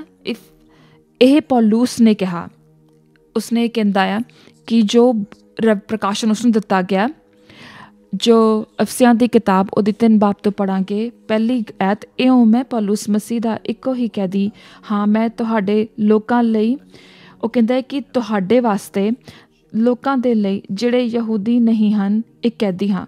ਤੁਹਾਨੂੰ ਨਿਸ਼ਚਿਤ ਹੀ ਪਤਾ ਹੈ ਕਿ ਮੈਂ ਇਹ ਕੰਮ ਪਰਮੇਸ਼ਵਰ ਦੀ ਕਿਰਪਾ ਦੁਆਰਾ ਦਿੱਤਾ ਗਿਆ ਸੀ। ਜੋ ਪਰਮੇਸ਼ਵਰ ਦੀ ਦਇਆ ਉਹਨਾਂ ਦੇ ਉੱਤੇ ਦਿੱਤੀ ਗਈ, ਉਹ ਕਹਿੰਦਾ ਹੈ ਕਿ ਮੇਰੇ ਉੱਤੇ ਦਿੱਤੀ ਗਈ ਤਾਂ ਕਿ ਤੁਹਾਡੇ ਵਾਸਤੇ ਦਿੱਤੀ ਗਈ। ਔਰ ਕਿਸ ਤਰ੍ਹਾਂ ਪਰਮੇਸ਼ਵਰ ਦੇ ਰਾਜ਼ ਜੋ ਮੈਨੂੰ ਦਿਖਾਏ ਗਏ, ਪ੍ਰਕਾਸ਼ਨ ਕੀਤਾ ਗਿਆ, ਜਿਹਨਾਂ ਨੂੰ ਮੈਂ ਲਿਖਿਆ ਆ, ਇਹਦਾ ਮਤਲਬ ਇਹ ਆ ਕਿ ਉੱਥੇ ਤੱਕਰ ਜੋ ਕਿ ਦਇਆ ਪੌਲੂਸ ਦੇ ਉੱਤੇ ਹੋਈ, ਉਹ ਕਹਿੰਦਾ ਹੈ ਕਿ ਉਹ ਦਇਆ ਉਹਦੇ ਉੱਤੇ ਹੋਈ ਲੋਕਾਂ ਦੇ ਵਾਸਤੇ। ਅੱਗੇ ਪੜ੍ਹੀਏ, ਜਦੋਂ ਤੁਸੀਂ ਇਹ ਪੜ੍ਹੋਗੇ ਤੁਹਾਨੂੰ ਪਤਾ ਲੱਗੇਗਾ ਕਿ ਮੇਰੇ ਅੰਦਰ ਜੋ ਮੈਨੂੰ ਗਿਆਨ ਆ, ਜਦੋਂ ਤੁਸੀਂ ਇਹ ਪੜ੍ਹੋਗੇ, ਜਦੋਂ ਤੁਸੀਂ ਇਸ ਨੂੰ ਪੜ੍ਹੋਗੇ, ਇਸ ਲਿਖਤ ਨੂੰ ਪੜ੍ਹੋਗੇ, ਤੁਹਾਨੂੰ ਪਤਾ ਲੱਗੇਗਾ ਕਿ ਜੋ ਮੈਨੂੰ ਪ੍ਰਕਾਸ਼ਨ ਦਿੱਤਾ ਗਿਆ ਸੀਗਾ, ਜੋ ਕਿ ਮੈਨੂੰ ਦਿੱਤਾ ਗਿਆ ਸੀਗਾ।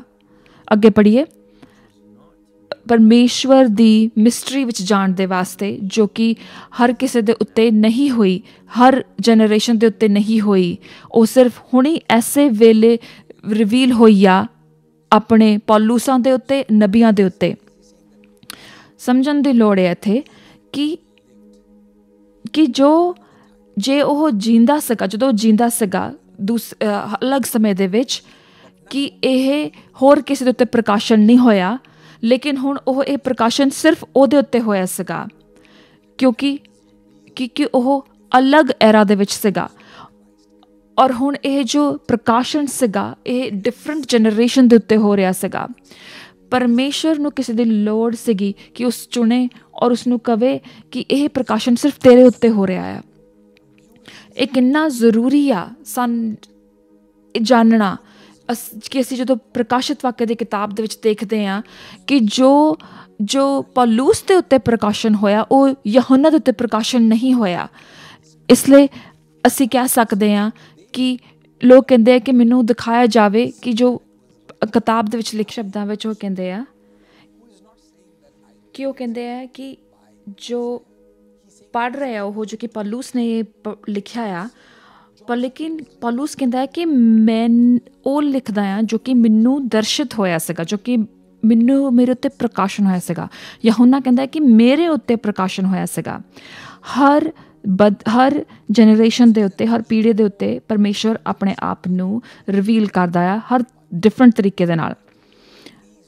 ਔਰ ਡਿਫਰੈਂਸ ਇਹ ਹੈ ਕਿ ਅਸੀਂ ਕਲਾਮ ਦੇ ਵਿੱਚ ਕੁਛ ਐਡ ਨਹੀਂ ਕਰ ਸਕਦੇ। ਲੇਕਿਨ ਪਲੀਜ਼ ਮੈਨੂੰ ਇਹ ਨਾ ਦੱਸੀਏ ਕਿ ਜਿਸ ਤਰ੍ਹਾਂ ਪ੍ਰਭੂ ਆਪਣੇ ਆਪ ਨੂੰ ਰਿਵੀਲ ਕਰਦਾ ਹੈ ਉਹ ਖਤਮ ਹੋ ਚੁੱਕਾ ਹੈ। ਤੁਸੀਂ ਆਰਗਿਊ ਨਹੀਂ ਕਰ ਸਕਦੇ ਕਿ ਜੋ ਪ੍ਰਕਾਸ਼ਨ ਸੀਗਾ ਉਹ ਖਤਮ ਹੋ ਗਿਆ यूहन्ना ਦੇ ਨਾਲ ਜਾਂ ਪੌਲੁਸ ਦੇ ਨਾਲ, ਜਾਂ ਦੂਸਰੇ ਸ਼ਬਦਾਂ ਵਿੱਚ ਜੋ ਆਰਗਿਊ ਕਰਦੇ ਲੋਕੀ ਕਿ ਖਤਮ ਹੋ ਚੁੱਕਿਆ ਜੋ ਪ੍ਰਭੂ ਨੇ ਦਿਖਾਉਣਾ ਸੀਗਾ ਉਸ ਸਮੇਂ ਜੋ ਦਿਖਾਉਣਾ ਸੀਗਾ ਉਹ ਉਸਨੇ ਦਿਖਾ ਦਿੱਤਾ, ਹੁਣ ਹੋਰ ਕੁਛ ਨਵਾਂ ਪਰਮੇਸ਼ਵਰ ਨਹੀਂ ਦਿਖਾ ਸਕਦਾ। ਕੀ ਇਹ ਪੋਸੀਬਲ ਆ? ਕਿਉਂਕਿ ਕਲਾਮ ਦੱਸਦਾ ਆ ਕਿ ਜੋ ਪਰਮੇਸ਼ਵਰ ਯਿਸੂ ਮਸੀਹ ਦੇ ਬਾਰੇ ਜੋ ਲਿਖਿਆ ਜਾਣਾ ਸੀਗਾ ਉਹ 66 ਬੁੱਕਸ ਦੇ ਵਿੱਚ ਨਹੀਂ ਸੀ ਲਿਖਿਆ ਜਾ ਸਕਦਾ। ਸਾਰੀਆਂ ਕਿਤਾਬਾਂ ਨੂੰ ਇਕੱਠੀਆਂ ਕਰਕੇ ਪਰਮੇਸ਼ਵਰ ਯਿਸੂ ਮਸੀਹ ਦੇ ਬਾਰੇ ਨਹੀਂ ਸੀ ਦੱਸਿਆ ਜਾ ਸਕਦਾ। ਔਰ ਇਸ ਲਈ ਇਹ ਦਾ ਮਤਲਬ ਇਹ ਆ ਕਿ ਜੋ ਪਰਮੇਸ਼ਵਰ ਯਿਸੂ ਮਸੀਹ ਨੇ ਕੀਤਾ ਉਹ ਸਾਰਾ ਕੁਛ ਰਿਕਾਰਡ ਨਹੀਂ ਕੀਤਾ ਗਿਆ ਹਾਲੇ। ਔਰ ਜਿਹੜੇ ਲੋਕੀ ਆਰਗਿਊ ਕਰਦੇ ਆ ਕਿ ਪਰਮੇਸ਼ਵਰ ਹੋਰ ਪ੍ਰਕਾਸ਼ਨ ਨਹੀਂ ਦੇ ਸਕਦਾ ਜਾਂ ਪਰਮੇਸ਼ਵਰ ਹੋਰ ਸਮਝ ਨਹੀਂ ਦੇ ਸਕਦਾ, ਔਰ ਉਹ ਲੋਕ ਗਲਤ ਨੇ। ਔਰ ਇਸ ਲਈ ਮੈਨੂੰ ਬਹੁਤ ਹੀ ਕੇਅਰਫੁਲ ਹੋ ਕੇ ਕਹਿਣਾ ਮੰਗਦਾ ਹੈ ਕਿ ਅਸੀਂ ਕਲਾਮ ਦੇ ਵਿੱਚ ਕੁਛ ਐਡ ਨਹੀਂ ਕਰ ਰਹੇ, ਅਸੀਂ ਸਕ੍ਰਿਪਚਰਸ ਦੇ ਵਿੱਚ ਕੁਛ ਐਡ ਨਹੀਂ ਕਰ ਰਹੇ। ਇਹ ਸਾਨੂੰ ਬਹੁਤ ਹੀ ਇਹ ਕਲੀਅਰਲੀ ਮੈਂ ਦੱਸਣਾ ਮੰਗਦਾ ਹਾਂ, ਕਿਉਂਕਿ ਦੁਸ਼ਮਣ ਜਿਹੜਾ ਹੈ ਉਹ ਲੋਕਾਂ ਨੂੰ ਪਰਤਾਵੇ ਵਿੱਚ ਪਾ ਸਕਦਾ ਆ। ਲੇਕਿਨ ਉਸੇ ਵੇਲੇ ਜੋ ਕਿ ਕਲਾਮ ਵਿੱਚ ਜੋ ਲਿਖਿਆ ਆ ਅਸੀਂ ਦੇਖਾਂਗੇ ਕਿ ਕਿਸ ਤਰ੍ਹਾਂ ਪ੍ਰਭੂ ਸਾਨੂੰ ਆਪਣੇ ਆਪ ਨੂੰ ਨਵਾਂ ਪ੍ਰਕਾਸ਼ਨ ਦੇਵੇਗਾ, ਇੱਕ ਨਵੀਂ ਡਾਇਮੈਂਸ਼ਨ ਵਿੱਚ ਦੇਵੇਗਾ, ਕਿ ਜਿਸ ਤਰ੍ਹਾਂ ਉਸਨੇ ਪ੍ਰੀਵੀਅਸ ਪੀੜ੍ਹੀ ਦੇ ਉੱਤੇ ਆਪਣੇ ਆਪ ਨੂੰ ਪ੍ਰਕਾਸ਼ਨ ਨਹੀਂ ਕੀਤਾ ਉਹ ਤੁਹਾਡੇ ਉੱਤੇ ਪ੍ਰਕਾਸ਼ਨ ਕਰੇਗਾ। ਔਰ ਪਰਮੇਸ਼ਵਰ ਤੁਹਾਡੀ ਆਤਮਾ ਦੇ ਵਿੱਚ ਨਵੇਂ ਸ਼ਬਦ ਦੇਵੇਗਾ। ਪਰਮੇਸ਼ਵਰ ਨੇ ਜੋ ਤੁਹਾਡੇ ਪਿਤਾ ਨੂੰ ਨਹੀਂ ਦੱਸਿਆ ਉਹ ਤੁਹਾਨੂੰ ਦੱਸੇਗਾ। ਪਰਮੇਸ਼ਵਰ ਨੇ ਜੋ ਪੁਰਾਣੀ ਪੀੜ੍ਹੀ ਨੂੰ ਨਹੀਂ ਦੱਸਿਆ ਉਹ ਸਾਨੂੰ ਦੱਸੇਗਾ, ਔਰ ਉਹ ਨਵੇਂ ਸਿਰੇ ਤੋਂ ਸਾਨੂੰ ਦੱਸੇਗਾ। ਔਰ ਕਿਸ ਤਰ੍ਹਾਂ ਜਿਸ ਤਰ੍ਹਾਂ ਉਸਨੇ ਪੌਲੁਸ ਨੂੰ ਦੱਸਿਆ ਸੀਗਾ, ਪ੍ਰਕਾਸ਼ਨ ਦਿੱਤਾ ਸੀਗਾ।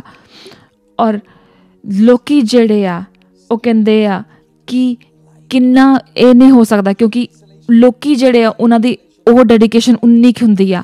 ਲੇਕਿਨ ਜਦੋਂ ਅਸੀਂ ਆਪਣਾ ਲਗਾਤਾਰ ਪਰਮੇਸ਼ਵਰ ਦੇ ਨਾਲ ਲੱਗੇ ਰਹਿੰਦੇ ਹਾਂ, ਜਦੋਂ ਅਸੀਂ ਪਰਮੇਸ਼ਵਰ ਦੇ ਨਾਲ ਇਕੱਲਾ ਸਮੇਂ ਬਿਤਾਉਂਦੇ ਹਾਂ, ਔਰ ਉਹ ਸਮੇਂ ਜੋ ਅਸੀਂ ਬਿਤਾਉਂਦੇ ਹਾਂ ਪਰਮੇਸ਼ਵਰ ਦੇ ਮਗਰ ਲੱਗ ਕੇ, ਯਿਸੂ ਮਸੀਹ ਦੇ ਮਗਰ ਲੱਗ ਕੇ, ਉਹ ਪਰਮੇਸ਼ਵਰ ਉਦੋਂ ਸਾਡੇ ਉੱਤੇ ਪ੍ਰਕਾਸ਼ਨ ਕਰਦਾ ਆ। यूहन्ना ਦੇ ਉੱਤੇ ਜੋ ਪ੍ਰਕਾਸ਼ਨ ਹੋਇਆ, ਪਰਮੇਸ਼ਵਰ ਕਹਿੰਦਾ ਕਿ ਮੈਂ ਉਹੀ ਪ੍ਰਕਾਸ਼ਨ ਤੁਹਾਡੇ ਉੱਤੇ ਕਰੂੰਗਾ। ਇੱਕ ਸਮਝ ਆ ਤੁਹਾਡੇ ਉੱਤੇ ਆਉਣ ਜਾ ਰਹੀ ਆ, ਤੁਹਾਡੇ ਦੋਸਤਾਂ ਨਾਲੋਂ ਵੀ ਜ਼ਿਆਦਾ ਸਮਝ ਜੋ ਤੁਹਾਡੇ ਉੱਤੇ ਆਉਣ ਜਾ ਰਹੀ ਆ। ਮੈਂ ਇਹ ਬਰਕਤ ਤੁਹਾਡੇ ਉੱਤੇ ਬੋਲਦਾ ਹਾਂ ਜੋ ਕਿ ਸਾਡੇ ਨਾਲ ਇਸ ਵੇਲੇ ਕਨੈਕਟ ਆ, ਕਿ ਪਰਮੇਸ਼ਵਰ ਤੁਹਾਡੇ ਉੱਤੇ ਰੈਵਲੇਸ਼ਨ ਪ੍ਰਗਟ ਕਰਨ ਜਾ ਰਿਹਾ ਆ, ਇੱਕ ਰਾਜ਼ ਦੀਆਂ ਗੱਲਾਂ ਪ੍ਰਗਟ ਕਰਨ ਜਾ ਰਿਹਾ। ਔਰ ਇਹ ਪਾਸਟਰ ਫਿਰ ਦੁਬਾਰਾ ਪੜ੍ਹੀਏ ਜੋ ਕਿ ਇਫਸੀਆਂ ਦੀ ਕਿਤਾਬ ਵਿੱਚ ਉਹ ਕਹਿੰਦਾ ਹੈ ਕਿ ਪੌਲੁਸ ਕਹਿੰਦਾ ਹੈ ਕਿ ਜਿਹੜਾ ਰਾਜ਼ ਜੋ ਮੈਨੂੰ ਦਿੱਤਾ ਗਿਆ ਸੀਗਾ, ਪੌਲੁਸ ਕਹਿੰਦਾ ਕਿ ਜਿਹੜਾ ਰਾਜ਼ ਜੋ ਮੈਨੂੰ ਦਿੱਤਾ ਗਿਆ ਸੀਗਾ ਉਹ ਗੈਰ ਕੌਮਾਂ ਦੇ ਵਾਸਤੇ ਸੀਗਾ, ਔਰ ਜਿਹੜਾ ਤੁਹਾਨੂੰ ਪਰਮੇਸ਼ਵਰ ਪ੍ਰਕਾਸ਼ਨ ਦੇਵੇਗਾ ਉਹ ਤੁਹਾਡੀ ਜਨਰੇਸ਼ਨ ਦੇ ਵਾਸਤੇ ਹੋਵੇਗਾ। ਔਰ ਇਹੀ ਕਲਾਮ ਨੂੰ ਜਿਸ ਨੂੰ ਅਸੀਂ ਪੜ੍ਹਦੇ ਹਾਂ ਕਿ ਇਹ ਗੱਲਾਂ ਜਿਹੜੀਆਂ ਕਈ ਪੀੜ੍ਹੀਆਂ ਸਮਝਦੀਆਂ ਨਹੀਂ ਗਈਆਂ। ਪਰਮੇਸ਼ਵਰ ਰਾਜ਼ ਦੀਆਂ ਗੱਲਾਂ ਜੋ ਆ ਉਹ ਹਰ ਇੱਕ ਪੀੜ੍ਹੀ ਨੂੰ ਨਹੀਂ ਦੱਸਦਾ।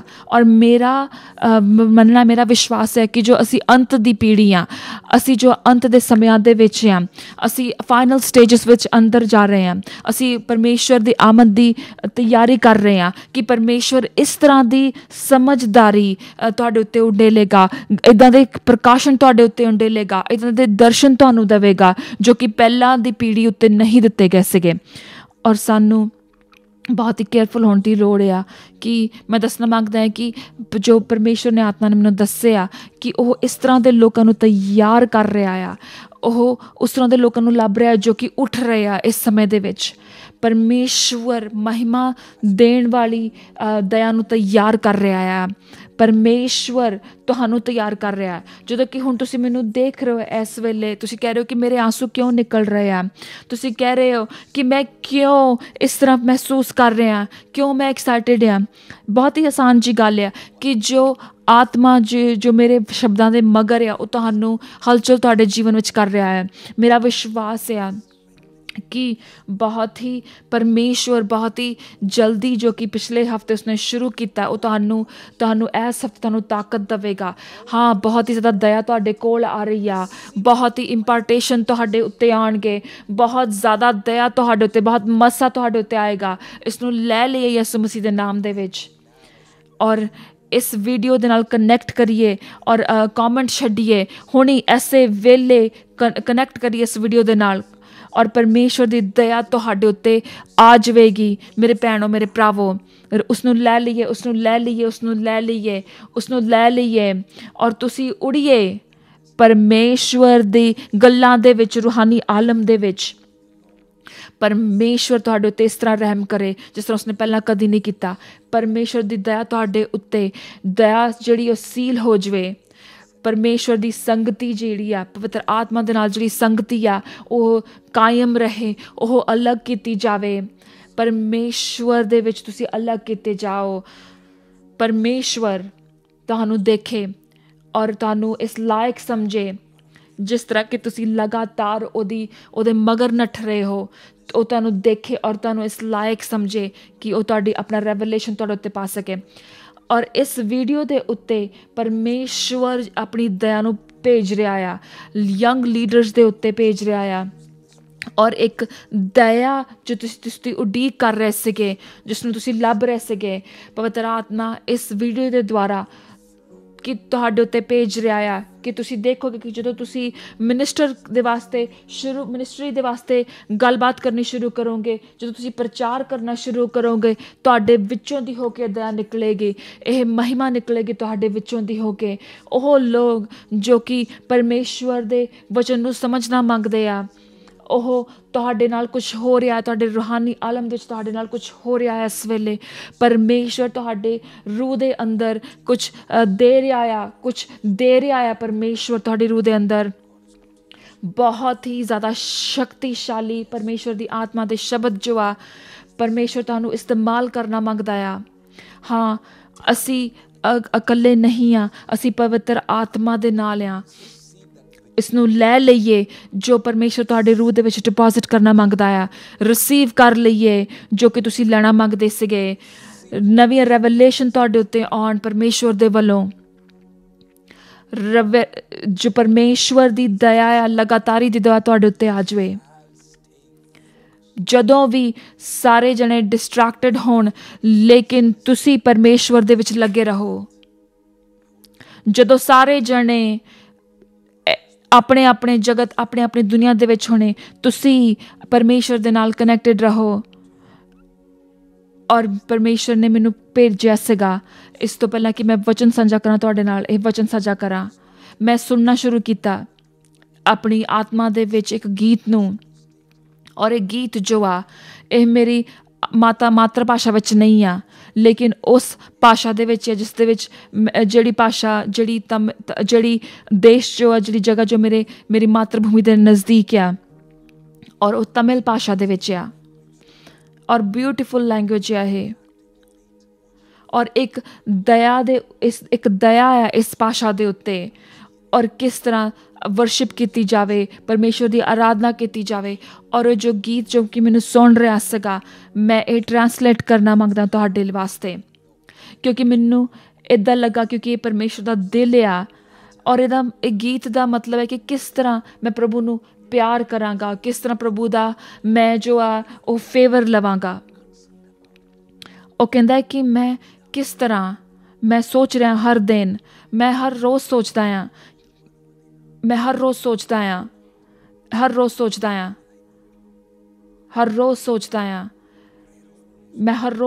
ਹਾਂ ਕਿਸ ਤਰ੍ਹਾਂ ਮੈਂ ਸੋਚੂੰਗਾ, ਕਿਸ ਤਰ੍ਹਾਂ ਮੈਂ ਲੱਭੂੰਗਾ ਪ੍ਰਭੂ। ਔਰ ਇਹ ਮੂਸਾ ਦੀ ਪ੍ਰਾਰਥਨਾ ਸੀਗੀ ਕੂਚ ਦੀ ਕਿਤਾਬ ਦੇ ਵਿੱਚ। ਉਹ ਪ੍ਰਭੂ ਕਹਿੰਦਾ ਹੈ, ਮੂਸਾ ਕਹਿੰਦਾ ਕਿ ਅਸੀਂ ਜਾਣ ਜਾਵਾਂਗੇ ਕਿ ਤੂੰ ਸਾਡੇ ਨਾਲ ਆ। ਅਸੀਂ ਸਾਨੂੰ ਤੇਰੀ ਹਜ਼ੂਰੀ ਚਾਹੀਦੀ ਹੈ, ਸਾਨੂੰ ਸਾਡੀ ਜੀਵਨ ਤੋਂ ਤੇਰੀ ਹਜ਼ੂਰੀ ਚਾਹੀਦੀ ਆ। ਜਿਹੜੀ ਪਰਮੇਸ਼ਵਰ ਦੀ ਹਜ਼ੂਰੀ ਆ ਤੁਹਾਡੇ ਜੀਵਨਾਂ ਦੇ ਉੱਤੇ, ਉਹ ਤੁਹਾਡੇ ਵਾਸਤੇ ਪਰਮੇਸ਼ਵਰ ਦਾ ਇੱਕ ਫੇਵਰ ਬਣੇਗੀ। ਹਾਂ, ਚਮਤਕਾਰ ਨਹੀਂ, ਚਿੰਨ੍ਹ ਨਹੀਂ, ਲੇਕਿਨ ਜਿਸ ਤਰ੍ਹਾਂ ਕਿ ਮੂਸਾ ਨੂੰ ਕਿਹਾ ਕਿ ਤੂੰ ਜਾ, ਮੈਂ ਤੇਰੇ ਨਾਲ ਹੋਵਾਂਗਾ, ਲੇਕਿਨ ਮੂਸਾ ਨੇ ਕਿਹਾ ਮੈਂ ਤਦ ਤੱਕ ਨਹੀਂ ਜਾਵਾਂਗਾ ਜਦ ਤੱਕ ਕਿ ਤੇਰੀ ਹਜ਼ੂਰ ਹੀ ਸਾਡੇ ਨਾਲ ਨਹੀਂ ਤੁਰੇਗੀ। ਜਿਹੜੇ ਚਮਤਕਾਰ ਆ ਉਹ ਜ਼ਰੂਰੀ ਨਹੀਂ ਗੇ ਕਿਸੇ ਦੇ ਜੀਵਨ ਦੇ ਉੱਤੇ ਪਰਮੇਸ਼ਵਰ ਦੀ ਹਜ਼ੂਰੀ ਦਾ ਚਿੰਨ੍ਹ ਹੋਣ ਦੇ ਵਾਸਤੇ, ਲੇਕਿਨ ਪਰਮੇਸ਼ਵਰ ਦੀ ਹਜ਼ੂਰੀ ਜਿਹੜੀ ਆ, ਉਹਦੀ ਜਿਹੜੀ ਸੰਗਤੀ ਜਿਹੜੀ ਉਹ ਜ਼ਰੂਰੀ ਆ ਕਿ ਪਰਮੇਸ਼ਵਰ ਦਾ ਫੇਵਰ ਹੋਣ ਦੇ ਵਾਸਤੇ। ਔਰ ਇਹਦੇ ਅੱਗੇ ਬੋਲ ਇਹ ਨੇ ਕਿ ਪਰਮੇਸ਼ਵਰ ਦੇ ਹਜ਼ੂਰੀ ਦੇ ਬਾਦਲ ਜੋ ਤੁਹਾਡੇ ਉੱਤੇ ਹੋਣਗੇ, ਔਰ ਪਰਮੇਸ਼ਵਰ ਦੀ ਹਜ਼ੂਰੀ ਜੋ ਆ, ਉਹਦੇ ਬਾਦਲ ਜੋ ਆ ਤੁਹਾਨੂੰ ਦਿਖਾਣਗੇ ਕਿ ਕਿੱਧਰ ਨੂੰ ਜਾਣਾ ਆ। ਔਰ ਉਹ ਅੱਗੇ ਕਹਿੰਦਾ ਆ, ਮੈਨੂੰ ਇਹ ਬਹੁਤ ਹੀ ਭਾਸ਼ਾ ਪਸੰਦ ਹੈ।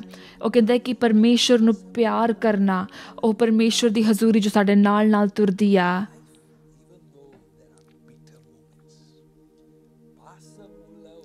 ਜੀਵਨ ਦੇ ਵਿੱਚ ਜਦੋਂ ਸਾਡੇ ਜੀਵਨ ਵਿੱਚ ਕੜਵਾਹਟ ਹੁੰਦੀ ਆ,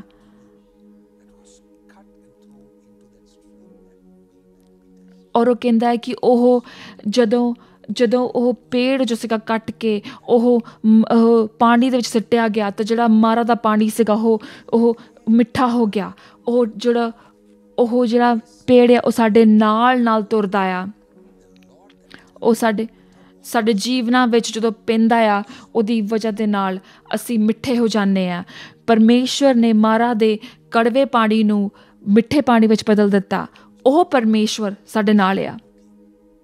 ਪਰਮੇਸ਼ਵਰ ਦੇ ਲੋਕੋ, ਪਰਮੇਸ਼ਵਰ ਯਿਸੂ ਮਸੀਹ ਉਹ ਲੱਭਦਾ ਆ ਉਹਨਾਂ ਲੋਕਾਂ ਨੂੰ ਜੋ ਕਿ ਯਿਸੂ ਮਸੀਹ ਨੂੰ ਪਿਆਰ ਕਰਦੇ ਆ, ਜਿਹੜੇ ਕਿ ਆਪਣੀ ਯਾਤਰਾ ਉਹਦੇ ਨਾਲ ਸ਼ੁਰੂ ਕਰਨਗੇ, ਜੋ ਕਿ ਇਹ ਕਹਿਣਗੇ ਕਿ ਪ੍ਰਭੂ ਤੂੰ ਸਾਨੂੰ ਆਪਣੇ ਆਪ ਨੂੰ ਦਿਖਾ, ਕਿ ਇਸ ਤਰ੍ਹਾਂ ਦਿਖਾ ਜਿਸ ਤਰ੍ਹਾਂ ਸਾਡੇ ਪਿਛਲੀ ਪੀੜ੍ਹੀਆਂ ਨੇ ਤੈਨੂੰ ਨਹੀਂ ਦੇਖਿਆ।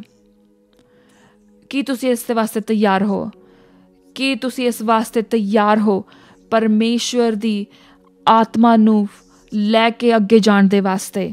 ਕੀ ਤੁਸੀਂ ਤਿਆਰ ਹੋ ਕਿ ਬਾਰ-ਬਾਰ ਲਗਾਤਾਰ ਪਰਮੇਸ਼ਵਰ ਦੇ ਨਾਲ ਲੱਗੇ ਰਹਿਣਾ, ਕਿ ਪਰਮੇਸ਼ਵਰ ਤੁਹਾਨੂੰ ਇਸਤੇਮਾਲ ਕਰੇ, ਕਿ ਪਰਮੇਸ਼ਵਰ ਆਪਣੇ ਦਿਲ ਨੂੰ ਇਸ ਪੀੜ੍ਹੀ ਨੂੰ ਦਿਖਾਵੇ ਤੁਹਾਡੇ ਦੁਆਰਾ। ਯਿਸੂ ਮਸੀਹ ਉਹ ਇੱਥੇ ਮੌਜੂਦ ਆ ਬਹੁਤ ਸ਼ਕਤੀਸ਼ਾਲੀ ਤਰੀਕੇ ਦੇ ਨਾਲ। ਮੈਂ ਪਰਮੇਸ਼ਵਰ ਦੀ ਹਜ਼ੂਰੀ ਨੂੰ ਮਹਿਸੂਸ ਕਰ ਸਕਦਾ ਹਾਂ ਜਦੋਂ ਬੋਲ ਰਿਹਾ। ਪਵਿੱਤਰ ਆਤਮਾ ਤੁਹਾਡੇ ਨਾਲ ਤੁਹਾਨੂੰ ਆਪਣੇ ਆਪ ਨੂੰ ਦਿਖਾਉਣਾ ਮੰਗਦਾ ਆ ਕਿ ਤੁਸੀਂ ਉਹਦੇ ਵੱਲ ਅਟੈਂਸ਼ਨ ਕਰੋਗੇ, ਕਿਉਂਕਿ ਪਰਮੇਸ਼ਵਰ ਆਪਣੇ ਆਪ ਨੂੰ ਤੁਹਾਨੂੰ ਦਿਖਾਉਣਾ ਮੰਗਦਾ ਆ ਕਿ ਜੋ ਕਿ ਇਸ ਤਰ੍ਹਾਂ ਤੁਹਾਡੇ ਪਰਿਵਾਰ ਵਿੱਚ ਕਿਸੇ ਹੋਰ ਨੇ ਐਕਸਪੀਰੀਅੰਸ ਨਹੀਂ ਕੀਤੀਆਂ ਹੋਣਗੀਆਂ। ਮੈਂ ਤਾਂ ਮੰਗਦਾ ਹਾਂ ਜਲਦੀ ਇੱਕ ਹੋਰ ਆਪਾਂ ਆਇਤ ਨੂੰ ਪੜ੍ਹੀਏ। ਪਾਸਟਰ, ਜੇ ਤੁਸੀਂ ਵਿਵਸਥਾ ਸਾਰ ਦੀ ਕਿਤਾਬ ਨੂੰ ਉਹਦਾ 29 ਬਾਬ ਔਰ ਉਹਦੀ 29 ਆਇਤ ਨੂੰ ਪੜ੍ਹੋਗੇ ਪਲੀਜ਼। ਅਗਲੇ ਹਫ਼ਤੇ ਮੈਂ ਤੁਹਾਡੇ ਨਾਲ ਹੋਰ ਡੂੰਘਾਈ ਦੇ ਵਿੱਚ ਗੱਲ ਕਰਾਂਗਾ ਕਿ ਕਿਸ ਤਰ੍ਹਾਂ ਪਰਮੇਸ਼ਵਰ ਜੋ ਬਦਾਰੀ ਲੈ ਕੇ ਆਉਂਦਾ ਆ ਤਰ੍ਹਾਂ ਦੇ ਦੇਸ਼ਾਂ ਦੇ ਵਿੱਚ। ਪਾਸਟਰ, ਜੇ ਤੁਸੀਂ ਜਾ ਸਕੋ ਵਿਵਸਥਾ ਸਾਰ ਦੀ ਕਿਤਾਬ ਉਹਦਾ 29 ਬਾਬ ਉਹਦੀ 29 ਆਇਤ ਦੇ ਵਿੱਚ, ਉਹਦੀ 29 ਆਇਤ ਇਸ ਤਰ੍ਹਾਂ ਕਹਿੰਦੀ ਹੈ। ਵਿਵਸਥਾ ਸਾਰ 29 ਦੇ ਵਿੱਚ ਇਸ ਤਰ੍ਹਾਂ ਲਿਖਿਆ ਆ, ਜਿਹੜੀਆਂ ਰਾਜ਼ ਦੀਆਂ ਗੱਲਾਂ ਉਹ ਪਰਮੇਸ਼ਵਰ ਦੀਆਂ ਆ, ਲੇਕਿਨ ਜਿਹੜੀਆਂ ਗੱਲਾਂ ਦਾ ਪ੍ਰਕਾਸ਼ਨ ਹੋਇਆ ਸਾਡੇ ਉੱਤੇ ਉਹ ਸਾਡੇ ਵਾਸਤੇ ਆ ਔਰ ਸਾਡੇ ਬੱਚਿਆਂ ਦੇ ਵਾਸਤੇ, ਹਮੇਸ਼ਾ ਦੇ ਵਾਸਤੇ, ਤਾਂ ਕਿ ਅਸੀਂ ਇਸ ਸ਼ਰਾਧ ਨੂੰ ਪੂਰਾ ਕਰ ਸਕੀਏ। ਇੱਕ ਵਾਰ ਫਿਰ, ਜਿਹੜੇ ਰਾਜ਼ ਦੀਆਂ ਗੱਲਾਂ ਆ ਉਹ ਪਰਮੇਸ਼ਵਰ ਦੀਆਂ ਆ। ਜਿਹੜੀਆਂ ਰਾਜ਼ ਦੀਆਂ ਗੱਲਾਂ ਆ ਉਹ ਕਿਹਦੇ ਵਾਸਤੇ ਆ? ਉਹ ਪਰਮੇਸ਼ਵਰ ਵਾਸਤੇ ਆ, ਪਰਮੇਸ਼ਵਰ ਦੀਆਂ ਆ। ਅਸੀਂ ਇਸ ਉੱਤੇ ਸਿਖਾਇਆ ਸੀਗਾ ਆਪਣੇ ਚਰਚ ਦੇ ਵਿੱਚ ਕਿ ਕਹਾਵਤਾਂ ਵਿੱਚ ਲਿਖਿਆ ਆ ਕਿ ਪਰਮੇਸ਼ਵਰ ਕਿਸ ਤਰ੍ਹਾਂ ਚੀਜ਼ਾਂ ਨੂੰ ਲੁਕਾਉਂਦਾ ਆ ਔਰ ਰਾਜਾ ਕਿਸ ਤਰ੍ਹਾਂ ਚੀਜ਼ਾਂ ਨੂੰ ਲੱਭਦਾ ਆ। ਠੀਕ ਆ? ਔਰ ਹੁਣ ਇਹ ਕਹਿੰਦਾ ਆ ਕਿ ਜਿਹੜੀਆਂ ਰਾਜ਼ ਦੀਆਂ ਗੱਲਾਂ ਆ ਉਹ ਪਰਮੇਸ਼ਵਰ ਦੀਆਂ ਆ, ਔਰ ਪਰਮੇਸ਼ਵਰ ਉਹਨਾਂ ਰਾਜ਼ ਦੀ ਗੱਲਾਂ ਨੂੰ ਲੁਕੋ ਕੇ ਰੱਖਦਾ ਆ ਕਿ ਉਹਨਾਂ ਗੱਲਾਂ ਨੂੰ ਕਿ ਹਰ ਕੋਈ ਜਣਾ ਨਹੀਂ ਸਮਝ ਸਕਦਾ। ਰੋਮੀਆਂ ਦੀ ਕਿਤਾਬ ਦੇ ਵਿੱਚ ਲਿਖਿਆ ਹੈ ਕਿ ਕਿਸ ਤਰ੍ਹਾਂ ਉਸਨੇ ਲੋਕਾਂ ਨੂੰ ਜੋ ਕਿ ਪਾਪ ਦੇ ਵਿੱਚ ਸੀਗੇ ਉਹਨਾਂ ਨੂੰ ਆਪਣੇ ਪਾਪ ਵਿੱਚ ਉਸਨੇ ਛੱਡ ਦਿੱਤਾ, ਉਹਨਾਂ ਦੇ ਦਿਮਾਗਾਂ ਨੂੰ ਇਸ ਤਰ੍ਹਾਂ ਗੰਦਗੀ ਵਿੱਚ ਰਹਿਣ ਦਿੱਤਾ, ਕਿਉਂਕਿ ਉਹ ਪਰਮੇਸ਼ਵਰ ਦੇ ਕਲਾਮ ਨੂੰ ਨਹੀਂ ਸਮਝਦੇ, ਪਰਮੇਸ਼ਵਰ ਦੀ ਗੱਲਾਂ ਨੂੰ ਨਹੀਂ ਸਮਝਦੇ। ਔਰ ਜਿਹੜੀਆਂ ਅੱਗੇ ਕਲਾਮ ਵਿੱਚ ਲਿਖਿਆ ਹੈ ਕਿ ਜਿਹੜੀਆਂ ਗੱਲਾਂ ਜੋ ਰਿਵੀਲ ਕੀਤੀਆਂ ਗਈਆਂ, ਸਾਨੂੰ ਪ੍ਰਕਾਸ਼ਨ ਦਿੱਤਾ ਗਿਆ ਆ, ਜਿਹਦਾ ਮਤਲਬ ਇਹ ਹੈ ਕਿ ਜੇ ਪ੍ਰਕਾਸ਼ਨ ਨਹੀਂ ਦਿੱਤਾ ਗਿਆ ਸਾਨੂੰ, ਇਹਦਾ ਮਤਲਬ ਉਹ ਸਾਡੀਆਂ ਨਹੀਂ ਗਈਆਂ। ਜਦੋਂ ਪਰਮੇਸ਼ਵਰ ਸਾਨੂੰ ਦਿਖਾ ਦਿੰਦਾ ਆ ਉਹਦੀ ਡੂੰਘਾਈ ਚੀਜ਼ਾਂ ਨੂੰ, ਉਹ ਉਸੇ ਵੇਲੇ ਉਹ ਜਿਹੜੀਆਂ ਪ੍ਰਕਾਸ਼ਨ ਹੁੰਦਾ ਉਹ ਤੁਹਾਡੇ ਵਾਸਤੇ ਆ ਜਾਂਦਾ ਆ, ਉਹ ਤੁਹਾਡਾ ਪ੍ਰਕਾਸ਼ਨ ਬਣ ਜਾਂਦਾ ਆ, ਉਹ ਤੁਹਾਡੇ ਬੱਚਿਆਂ ਦੇ ਵਾਸਤੇ ਉਹ ਪ੍ਰਕਾਸ਼ਨ ਬਣ ਜਾਂਦਾ ਆ। ਮੈਂ ਉਮੀਦ ਕਰਦਾ ਹਾਂ ਕਿ ਤੁਸੀਂ ਮੇਰੇ ਨਾਲ ਇਸ ਗੱਲ ਨੂੰ ਪੜ੍ਹ ਰਹੇ ਹੋ। ਦੂਸਰੀ ਗੱਲਾਂ ਦੇ ਵਿੱਚ ਜਦ ਤੱਕ ਕਿ ਇਹ ਤੁਹਾਡੀਆਂ ਗੱਲਾਂ ਤੁਹਾਡੇ ਵਾਸਤੇ ਇਹ ਰਾਜ਼ ਰਹਿਣਗੀਆਂ, ਜਿਨ੍ਹਾਂ ਗੱਲਾਂ ਦਾ ਤੁਹਾਨੂੰ ਪਤਾ ਨਹੀਂ ਹੋਵੇਗਾ, ਉਹ ਤੁਹਾਡੇ ਵਾਸਤੇ ਨਹੀਂ ਹੋਣਗੀਆਂ, ਤੁਹਾਡੇ ਬੱਚੇ ਉਸ ਨੂੰ ਇੰਜੋਏ ਨਹੀਂ ਕਰ ਸਕਣਗੇ। ਇਸ ਕਰਕੇ ਤੁਸੀਂ ਕਿਸੇ ਵੀ ਮਿਨਿਸਟਰੀ ਦਾ ਪਾਰਟ ਨਹੀਂ ਬਣ ਸਕਦੇ, ਕਿਸੇ ਵੀ ਪਾਦਰੀ ਨੂੰ ਨਹੀਂ ਸੁਣ ਸਕਦੇ। ਜਦੋਂ ਵੀ ਤੁਸੀਂ ਕਿਸੇ ਪਾਦਰੀ ਦੇ ਨਾਲ ਕਨੈਕਟ ਹੁੰਦੇ ਆ, ਤੁਸੀਂ ਜੋ ਆਤਮਾ ਉਹਦੇ ਮਗਰ ਹੁੰਦੀ ਆ ਉਹਦੇ ਨਾਲ ਕਨੈਕਟ ਹੁੰਦੇ ਆ। ਇਸ ਲਈ ਹਾਂ, ਇਹ ਪਰਮੇਸ਼ਵਰ ਦਾ ਵਚਨ ਹੈ, ਲੇਕਿਨ ਕਿਸ ਤਰ੍ਹਾਂ ਪਰਮੇਸ਼ਵਰ ਦਾ ਵਚਨ ਜੋ ਰਿਵੀਲ ਕੀਤਾ ਜਾਂਦਾ ਆ ਤੁਹਾਨੂੰ, ਇਸ ਲਈ ਜੋ ਸਾਨੂੰ ਇਹ ਪ੍ਰਕਾਸ਼ਨ ਰਿਵੀਲ ਦਿੱਤਾ ਜਾਂਦਾ ਆ, ਉਹ ਸਾਡੇ ਵਾਸਤੇ ਅਸੀਂ ਉਸਨੂੰ ਫੜ ਸਕਦੇ ਹਾਂ। ਔਰ ਉਹ ਸਿਰਫ ਸਾਡੇ ਵਾਸਤੇ ਨਹੀਂ ਆ, ਲੇਕਿਨ ਉਹ ਸਾਡੇ ਬੱਚਿਆਂ ਦੇ ਵਾਸਤੇ ਆ, ਸਾਡੀ ਆਉਣ ਵਾਲੀ ਕੌਮ ਦੇ ਵਾਸਤੇ ਆ। ਜਿਸ ਦਾ ਮਤਲਬ ਇਹ ਆ ਕਿ ਜੋ ਰੈਵਲੇਸ਼ਨ ਜੋ ਕਿ ਮੈਨੂੰ ਦਿੱਤਾ ਗਿਆ ਆ ਉਹ ਮੇਰੇ ਬੱਚਿਆਂ ਦੇ ਵਾਸਤੇ ਆ। ਇਸ ਲਈ ਜੋ ਦੁਸ਼ਮਣ ਆ ਉਹ ਰੈਵਲੇਸ਼ਨ ਦੇ ਨਾਲ ਇੰਨਾ ਲੜਦਾ ਆ, ਕਿਉਂਕਿ ਉਹ ਨਹੀਂ ਮੰਗਦਾ ਕਿ ਇਹ ਪ੍ਰਕਾਸ਼ਨ ਤੁਹਾਨੂੰ ਦਿੱਤਾ ਜਾਵੇ, ਤੁਹਾਡੇ ਬੱਚਿਆਂ ਨੂੰ ਦਿੱਤਾ ਜਾਵੇ। ਔਰ ਉਹ ਕਹਿੰਦਾ ਹੈ ਕਿ ਤੁਸੀਂ ਸਿਰਫ ਛੋਟੀ ਛੋਟੀ ਗੱਲਾਂ ਵਿੱਚ ਹੀ ਫਸੇ ਰਹੋ। ਉਹ ਕਹਿੰਦਾ ਕਿ ਤੁਹਾਨੂੰ ਕੋਈ ਲੋੜ ਹੀ ਨਹੀਂ ਗੀ ਡੂੰਘਾਈ ਵਿੱਚ ਜਾਣ ਦੀ, ਉੱਦਾਂ ਹੀ ਕਲਾਮ ਨੂੰ ਪੜ੍ਹਦੇ ਰਹੋ। ਔਰ ਇਸ ਲਈ ਸਾਨੂੰ ਸਮਝਣ ਦੀ ਲੋੜ ਹੈ ਕਿ ਜਦੋਂ ਅਸੀਂ ਡੂੰਘਾਈ ਵਿੱਚ ਜਾਂਦੇ ਆ, ਅਸੀਂ ਸਿਰਫ ਆਪਣੇ ਨਹੀਂ ਵਾਸਤੇ ਬਲਕਿ ਅਸੀਂ ਆਪਣੇ ਬੱਚਿਆਂ ਵਾਸਤੇ ਰਾਜ਼ਾਂ ਨੂੰ ਖੋਲ੍ਹਦੇ ਹਾਂ। ਔਰ ਜਦੋਂ ਅਸੀਂ ਸਵਰਗੀ ਆਲਮ ਦੇ ਵਿੱਚ ਜੋ ਚੀਜ਼ਾਂ ਸਾਡੇ ਵਾਸਤੇ ਰਿਵੀਲ ਕੀਤੀਆਂ ਜਾਂਦੀਆਂ, ਹੁਣ ਉਹ ਸਾਡੇ ਵਾਸਤੇ ਹੋ ਜਾਂਦੀਆਂ। ਜਦੋਂ ਅਸੀਂ ਉਹਨਾਂ ਨੂੰ ਲੈ ਲੈਂਦੇ ਹਾਂ, ਉਹ ਸਾਡੇ ਵਾਸਤੇ ਹੋ ਜਾਂਦੀਆਂ। ਜਦੋਂ ਤੁਹਾਡੇ ਉੱਤੇ ਤੁਸੀਂ ਉਹਦੇ 'ਤੇ ਹੱਕ ਪਾ ਲੈਂਦੇ ਆ, ਹੁਣ ਤੁਸੀਂ ਉਹ ਪ੍ਰਕਾਸ਼ਨ ਜੋ ਆ ਤੁਸੀਂ ਆਪਣੇ ਬੱਚਿਆਂ ਨੂੰ ਦੇ ਸਕਦੇ ਆ। ਪਰਮੇਸ਼ਵਰ ਦੀ ਮਰਜ਼ੀ ਦੇ ਨਾਲ ਇਸ ਆਉਣ ਵਾਲੇ ਬੁੱਧਵਾਰ ਨੂੰ ਮੈਂ ਹੋਰ ਗੱਲਾਂ ਤੁਹਾਡੇ ਨਾਲ ਸਾਂਝਾ ਕਰੂੰਗਾ ਕਿ ਕਿਸ ਤਰ੍ਹਾਂ ਤੁਸੀਂ ਪੀੜ੍ਹੀਆਂ ਦਰ ਪੀੜ੍ਹੀ ਵਿਜੇ ਪ੍ਰਾਪਤ ਕਰ ਸਕਦੇ ਆ। ਔਰ ਇਹ ਕੋਈ ਕਾਰਨ ਹੈ ਕਿ ਇਹ ਸ਼ਬਦ ਤੁਹਾਡੇ ਕੋਲ ਆ ਰਿਹਾ ਆ, ਕਿਉਂਕਿ ਪਰਮੇਸ਼ਵਰ ਮੰਗਦਾ ਹੈ ਕਿ ਤੁਹਾਨੂੰ ਉਹ ਡੂੰਘੇ ਪਾਣੀਆਂ ਵਿੱਚ ਲੈ ਕੇ ਜਾ ਸਕੇ। ਔਰ ਉਹ ਪਰਮੇਸ਼ਵਰ ਨੇ ਤੁਹਾਨੂੰ ਭੁੱਲਾ ਨਹੀਂ ਆ। ਪਰਮੇਸ਼ਵਰ ਉਸ ਬਦਾਰੀ ਨੂੰ ਨਹੀਂ ਭੁੱਲਿਆ ਜੋ ਕਿ ਉਸਨੇ ਵਾਅਦਾ ਕੀਤਾ ਸੀਗਾ ਕਿ ਅੰਤ ਦੇ ਨਾਂ ਦੇ ਵਿੱਚ ਉਹ ਭੇਜੇਗਾ। ਇੱਕ ਵਾਰ ਉਸਨੇ ਇੱਕ ਹੋਰ ਮੌਕਾ ਦਿੱਤਾ ਆਪਣੀ ਦੁਲਹਨ ਨੂੰ ਕਿ ਅਮਰੀਕਾ ਇੱਦਾਂ ਉੱਠੇਗਾ ਜਿਸ ਤਰ੍ਹਾਂ ਪਹਿਲਾਂ ਕਦੀ ਨਹੀਂ ਉੱਠਿਆ, ਕੈਨੇਡਾ ਉੱਠੇਗਾ ਜਿੱਦਾਂ ਉਸ ਕਦੀ ਨਹੀਂ ਉੱਠਿਆ ਹੈਗਾ, ਕਿਉਂਕਿ ਪਰਮੇਸ਼ਵਰ ਸਾਨੂੰ ਤਿਆਰ ਕਰ ਰਿਹਾ ਹੈ ਬਹੁਤ ਵੱਡੇ ਰਿਵਾਈਵਲ ਦੇ ਵਾਸਤੇ। ਲੇਕਿਨ ਕੀ ਅਸੀਂ ਲਗਾਤਾਰ ਰਹਾਂਗੇ? ਕੀ ਅਸੀਂ ਲਗਾਤਾਰ ਪਰਮੇਸ਼ਵਰ ਨੂੰ ਪਿਆਰ ਕਰਾਂਗੇ ਜੋ ਕਿ ਪਰਮੇਸ਼ਵਰ ਦੇ ਚਰਨਾਂ ਵਿੱਚ ਲੱਭਿਆ ਜਾਵੇਗਾ, ਚਾਹੇ ਸਾਰੇ ਜਣੇ ਛੱਡ ਕੇ ਕਿਉਂ ਨਾ ਜਾਣ? ਇਹ ਤੁਹਾਡਾ ਵਕਤ ਆ ਪਰਮੇਸ਼ਵਰ ਦੇ ਨਾਲ ਪਿਆਰ ਕਰਨ ਦੇ ਵਿੱਚ, ਦੁਬਾਰਾ ਪਿਆਰਨ ਦੇ ਵਿੱਚ। ਇਹ ਵਕਤ ਆ ਕਿ ਤੁਸੀਂ ਪਰਮੇਸ਼ਵਰ ਦੇ ਨਾਲ ਇੱਕ ਦੁਬਾਰਾ ਰਿਸ਼ਤਾ ਬਣਾ ਸਕੋ, ਪਵਿੱਤਰ ਆਤਮਾ ਦੇ ਨਾਲ ਇਨਕਾਊਂਟਰ ਕਰ ਸਕੋ। ਉਹ ਇਸ ਵਚਨ ਦਾ ਇਸਤੇਮਾਲ ਕਰਦਾ ਹੈ, ਪਵਿੱਤਰ ਆਤਮਾ ਜੋ ਇਸ ਵਚਨ ਦਾ ਤੁਹਾਡੇ ਵਚਨ ਦਾ ਇਸਤੇਮਾਲ ਕਰ ਰਿਹਾ। ਜਦੋਂ ਕਿ ਇਹ ਵਚਨ ਤੁਹਾਡੇ ਘਰਾਂ ਦੇ ਵਿੱਚ ਆ ਰਿਹਾ ਆ, ਇਹ ਵਚਨ ਤੁਹਾਡੇ ਕੋਲ ਆ ਰਿਹਾ ਹੈ, ਤੁਹਾਡੇ ਬੱਚਿਆਂ ਦੇ ਵਾਸਤੇ ਆ ਰਿਹਾ ਆ।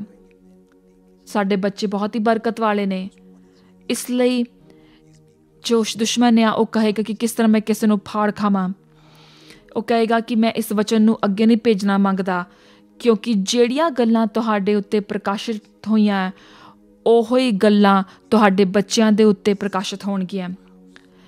ਔਰ ਇਸ ਲਈ ਦੁਸ਼ਮਣ ਬੈਠਿਆ ਰਹਿੰਦਾ ਕਿ ਕਿਸ ਤਰ੍ਹਾਂ ਮੈਂ ਪ੍ਰਕਾਸ਼ਨ ਨਾ ਹੋਣ ਦੇਵਾਂ। ਮੈਂ ਮੰਗਦਾ ਹਾਂ ਕਿ ਆਪਣੇ ਘਰਾਂ ਦੇ ਵਿੱਚ ਸੈਲੀਬ੍ਰੇਟ ਕਰਨਾ ਸ਼ੁਰੂ ਕਰ ਦਈਏ ਕਿ ਕੁਛ ਨਵਾਂ ਪ੍ਰਕਾਸ਼ਨ ਤੁਹਾਡੇ ਕੋਲ ਆ ਰਿਹਾ ਆ, ਕੁਛ ਨਵਾਂ ਪ੍ਰਕਾਸ਼ਨ ਤੁਹਾਡੇ ਕੋਲ ਆ ਰਿਹਾ, ਨਵਾਂ ਤਿਉਹਾਰ ਮਨਾ ਜਾਈਏ, ਫਰੈਸ਼ ਇਨਕਾਊਂਟਰ ਤੁਹਾਡੇ ਕੋਲ ਆ ਰਹੇ ਨੇ। ਆਪਣੇ ਆਪ ਨੂੰ ਤਿਆਰ ਕਰੀਏ। ਓ ਪਵਿੱਤਰ ਆਤਮਾ ਤੇਰਾ ਧੰਨਵਾਦ ਕਰਦੇ ਹਾਂ, ਪਵਿੱਤਰ ਆਤਮਾ ਤੇਰਾ ਧੰਨਵਾਦ ਕਰਦੇ ਹਾਂ, ਕਿਉਂਕਿ ਤੂੰ ਪਰਮੇਸ਼ਵਰ ਨੂੰ ਸਾਨੂੰ ਦਿਖਾਉਂਦਾ ਆ ਔਰ ਤੂੰ ਇਸ ਵਚਨ ਨੂੰ ਸਾਨੂੰ ਇਸ ਤਰ੍ਹਾਂ ਦਿਖਾਇਆ ਕਿ ਜਿਸ ਤਰ੍ਹਾਂ ਅਸੀਂ ਕਦੀ ਪਹਿਲਾਂ ਨਹੀਂ ਸੀ ਦੇਖਿਆ। ਅਸੀਂ ਤੇਰਾ ਧੰਨਵਾਦ ਕਰਦੇ ਹਾਂ ਸਾਨੂੰ ਜਗਾਉਣ ਦੇ ਵਾਸਤੇ। ਤੇਰਾ ਧੰਨਵਾਦ ਕਰਦੇ ਹਾਂ ਕਿ ਤੂੰ ਸਾਡੀ ਬੁਲਾਹਟ ਕੀਤੀ। ਧੰਨਵਾਦ ਕਰਦੇ ਹਾਂ ਤੂੰ ਸਾਡੇ ਕੰਨਾਂ ਨੂੰ ਖੋਲ੍ਹ ਰਿਹਾ ਆ, ਸਾਡੇ ਅੱਖਾਂ ਨੂੰ ਖੋਲ੍ਹ ਰਿਹਾ ਕਿ ਅਸੀਂ ਤੈਨੂੰ ਪਿਆਰ ਕਰ ਸਕੀਏ, ਕਿ ਤੈਨੂੰ ਪਿਆਰ ਕਰ ਸਕੀਏ ਜਿਸ ਤਰ੍ਹਾਂ ਅਸੀਂ ਪਹਿਲਾਂ ਕਦੀ ਨਹੀਂ ਕੀਤਾ। ਅਸੀਂ ਤੈਨੂੰ ਬਹੁਤ ਪਿਆਰ ਕਰਦੇ ਹਾਂ ਪ੍ਰਭੂ ਯਿਸੂ, ਅਸੀਂ ਤੈਨੂੰ ਪਿਆਰ ਕਰਦੇ ਹਾਂ ਪ੍ਰਭੂ ਯਿਸੂ। ਔਰ ਪਰਮੇਸ਼ਵਰ ਦੇ ਲੋਕੋ ਯਾ ਖਾਤੀਰੀਆ ਦਰਬਾ ਸ਼ੰਦਲਾਰਾ ਸੀਦਾਰਾ ਰੰਦਲਾਰਾ, ਮੈਂ ਦੇਖ ਰਿਹਾ ਕਿ ਤੁਹਾਨੂੰ ਪਰਮੇਸ਼ਵਰ ਕਹਿ ਰਿਹਾ ਆ ਜੋ ਉਹ ਡਿਸਟਰੈਕਸ਼ਨਸ ਨੂੰ ਮਨਾ ਕਰੀਏ ਜੋ ਕਿ ਤੁਹਾਡਾ ਟਾਈਮ ਲੈ ਰਹੇ ਆ, ਔਰ ਵਕਤ ਦਈਏ ਪਰਮੇਸ਼ਵਰ ਨੂੰ। ਔਰ ਦੇਖਿਓ ਕਿ ਕਿਸ ਤਰ੍ਹਾਂ ਇਹ ਵਚਨ ਤੁਹਾਡੇ ਸਾਹਮਣੇ ਕਿਸ ਤਰ੍ਹਾਂ ਜੀਵਿਤ ਹੁੰਦਾ ਆ। ਮੈਂ ਬਹੁਤ ਹੀ ਐਕਸਾਈਟਿਡ ਹਾਂ ਕਿ ਉਹ ਵਚਨ ਜੋ ਤੁਹਾਡੇ ਕੋਲ ਆਏਗਾ ਹਰ ਹਫਤੇ ਕਿਉਂਕਿ ਪਰਮੇਸ਼ਵਰ ਦੀ ਇੱਕ ਯੋਜਨਾ ਆ। ਮੈਂ ਤੁਹਾਨੂੰ ਦੁਬਾਰਾ ਦੇਖਣਾ ਮੰਗੂੰਗਾ ਅਗਲੇ ਹਫਤੇ, ਅਗਲੇ ਐਤਵਾਰ। ਮੈਂ ਮੰਗਦਾ ਹਾਂ ਕਿ ਦੁਬਾਰਾ ਤੁਹਾਨੂੰ ਦੱਸਿਆ ਜਾਵੇ, ਸਟੈਪ ਬਾਏ ਸਟੈਪ ਤੁਹਾਨੂੰ ਦੱਸਿਆ ਜਾਵੇ, ਕਿਉਂਕਿ ਪਵਿੱਤਰ ਆਤਮਾ ਕਹਿੰਦਾ ਹੈ ਕਿ ਇਸ ਵਚਨ ਨੂੰ ਰਚਨਾ ਕੀਤਾ ਜਾਵੇ। ਅਸੀਂ ਡੂੰਘਾਈ ਵਿੱਚ ਚੱਲਾਂਗੇ ਔਰ ਪਰਮੇਸ਼ਵਰ ਦੀ ਗੱਲਾਂ ਦੇ ਵਿੱਚ। ਪਰਮੇਸ਼ਵਰ ਸਾਡੇ ਨਜ਼ਦੀਕ ਆ। ਪਰਮੇਸ਼ਵਰ ਤੁਹਾਨੂੰ ਬਹੁਤ ਬਰਕਤ ਦੇਵੇ। ਇਸ ਵੀਡੀਓ ਨੂੰ ਕਿਸੇ ਦੇ ਨਾਲ ਸ਼ੇਅਰ ਕਰੀਏ। ਮੈਂ ਤੁਹਾਨੂੰ ਅਗਲੇ ਹਫਤੇ ਜ਼ਰੂਰ ਮਿਲਾਂਗਾ। ਤਦ ਤੱਕ ਪਰਮੇਸ਼ਵਰ ਦੇ ਜਲਾਲੀ ਹੱਥ ਦੇ ਥੱਲੇ ਰਹੀਏ। God bless you.